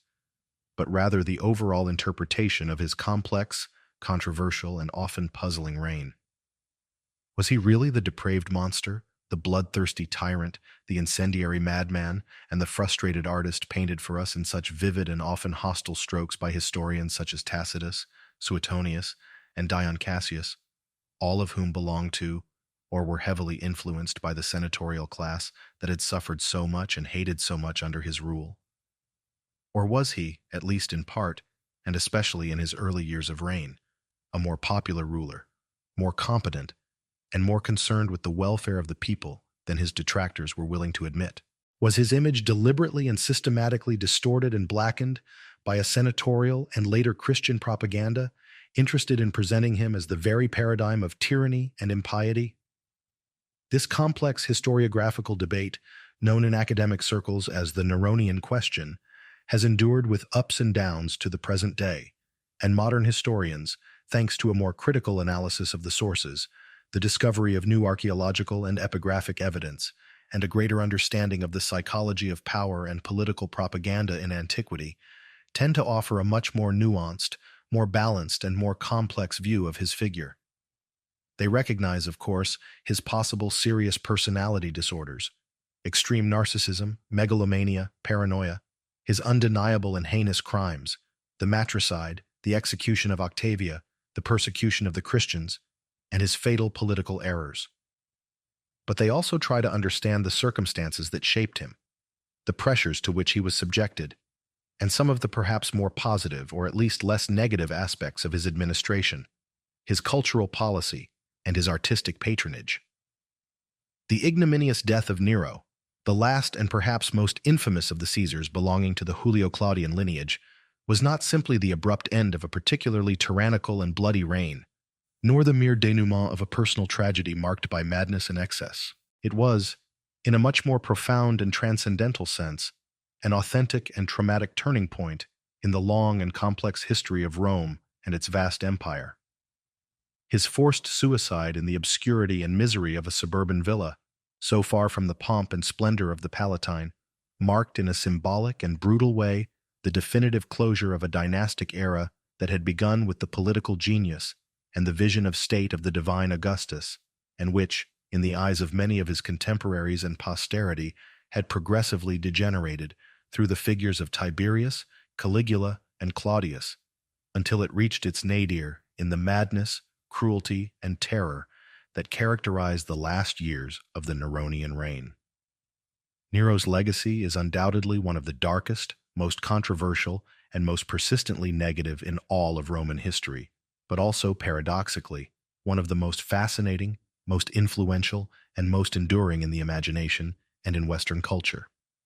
His name, over the centuries, has become an almost universal synonym for wanton cruelty, moral depravity, oppressive tyranny, and relentless religious persecution. The iconic image of the emperor playing the lyre with a demented grin as the city of Rome went up in flames around him. An image that, although most likely a later invention or a gross oversimplification of the facts, since the most reliable sources indicate that Nero was in Antium when the fire started, and that he quickly returned to Rome to direct the relief efforts,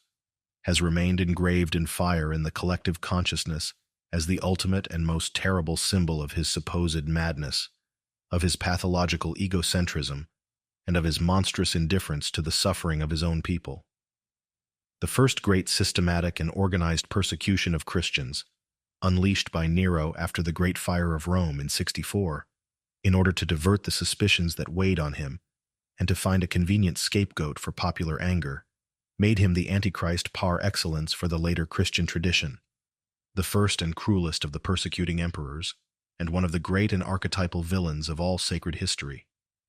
The dreadful tortures and executions to which Christians were subjected in Rome under his rule, crucifixions, wild beasts in the circus, human torches in his gardens, left an indelible mark of horror and martyrdom in the memory of the early church. However, and in spite of this deserved and terrible fame, to reduce the complex and polyhedral figure of Nero to that of a simple and one-dimensional bloodthirsty monster, to a depraved madman without further ado, would be to fall into an excessive and ahistorical oversimplification. His reign, especially in his early and most promising years, those that passed under the moderating influence and the able tutelage of his advisors Seneca and Donkey, the famous Happy Quinquennium, also had, as even some of his harshest critics have recognized, positive aspects and notable achievements. Important administrative and fiscal reforms were carried out which in many cases benefited the provinces of the empire, easing the tax burden and controlling the corruption of the governors.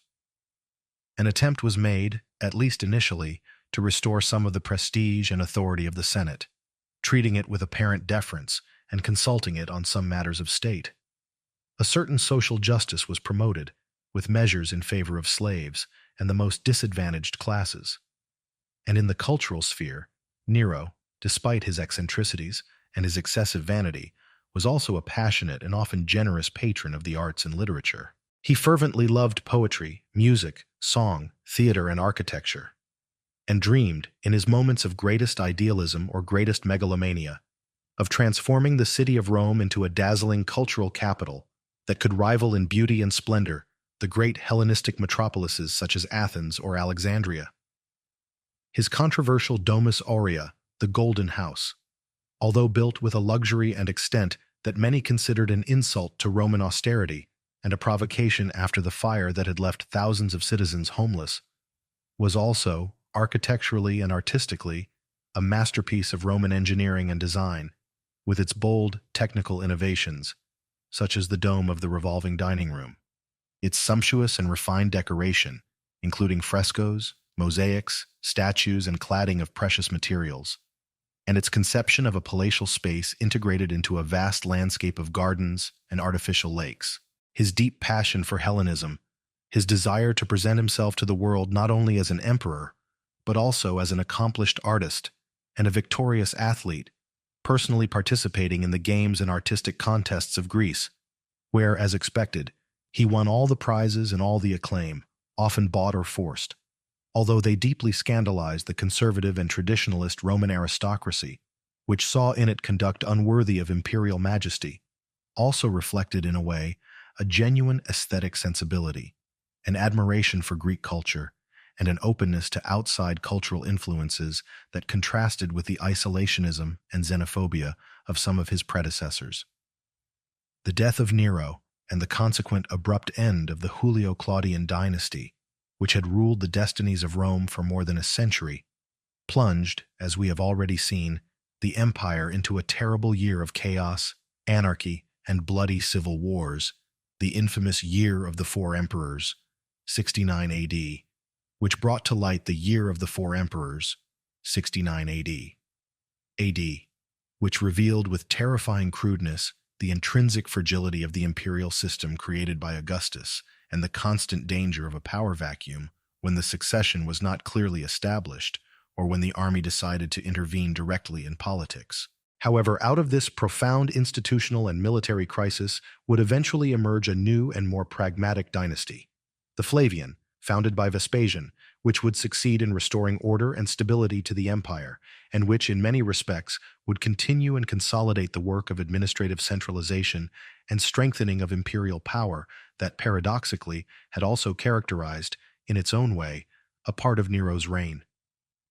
The moral or existential lesson that perhaps emerges from the intense, contradictory, and ultimately tragic life and death of Nero is probably that of the terrible dangers involved in the exercise of absolute power when it falls into the hands of a psychologically unstable individual, deeply narcissistic, and lacking the moral brakes and institutional counterweights necessary to prevent its degeneration into tyranny. His story is, in this sense, a paradigmatic and terrifying example of how constant adulation, the corruption inherent in unchecked power, and the absence of any kind of criticism or effective opposition can lead to the progressive and complete moral and political degeneration of a ruler, and to the establishment of a regime of terror and arbitrariness. It also eloquently reminds us of the crucial importance of historical memory and the immense power of propaganda in the construction and deconstruction of the public image of the characters of the past. The figure of Nero, as it has come down to us over the centuries, has been shaped and often distorted by the writings of historians who, for the most part, belonged to or sympathized with the senatorial class, the one he had so humiliated, persecuted, and decimated during his reign. This undoubtedly contributed decisively to blacken his legend and make him the archetype of the tyrant par excellence. The question that continues to resonate strongly through the centuries, and which each generation of historians tries to answer from its own perspective, is whether Nero was fundamentally an inevitable product of his time and upbringing, a victim of the intrigues of a deeply depraved court, and of the enormous pressures inherent in such omnipotent power as that of the Emperor of Rome. Or if, on the contrary, he was an intrinsically evil individual, a moral monster who enjoyed cruelty, perversion, and destruction, and who consciously chose the path of tyranny and terror. Was there in him, in spite of everything, some glimmer of greatness, some flash of artistic genius or political vision, or was he simply, as many of his contemporaries concluded, and as a significant part of posterity has sentenced, a megalomaniac tyrant, a ruthless matricide, and a bloodthirsty buffoon? I invite you, who have listened to this long and detailed chronicle of his life and death, to share your own opinion, your reflections, and your questions in the comments below.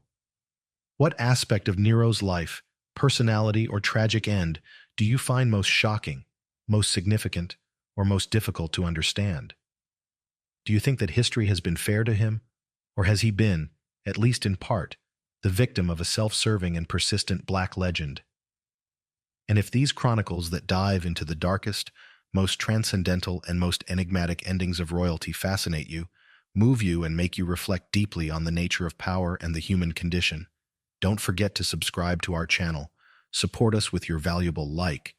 and continue to join us on this exciting and never-ending journey through the unfathomable mysteries,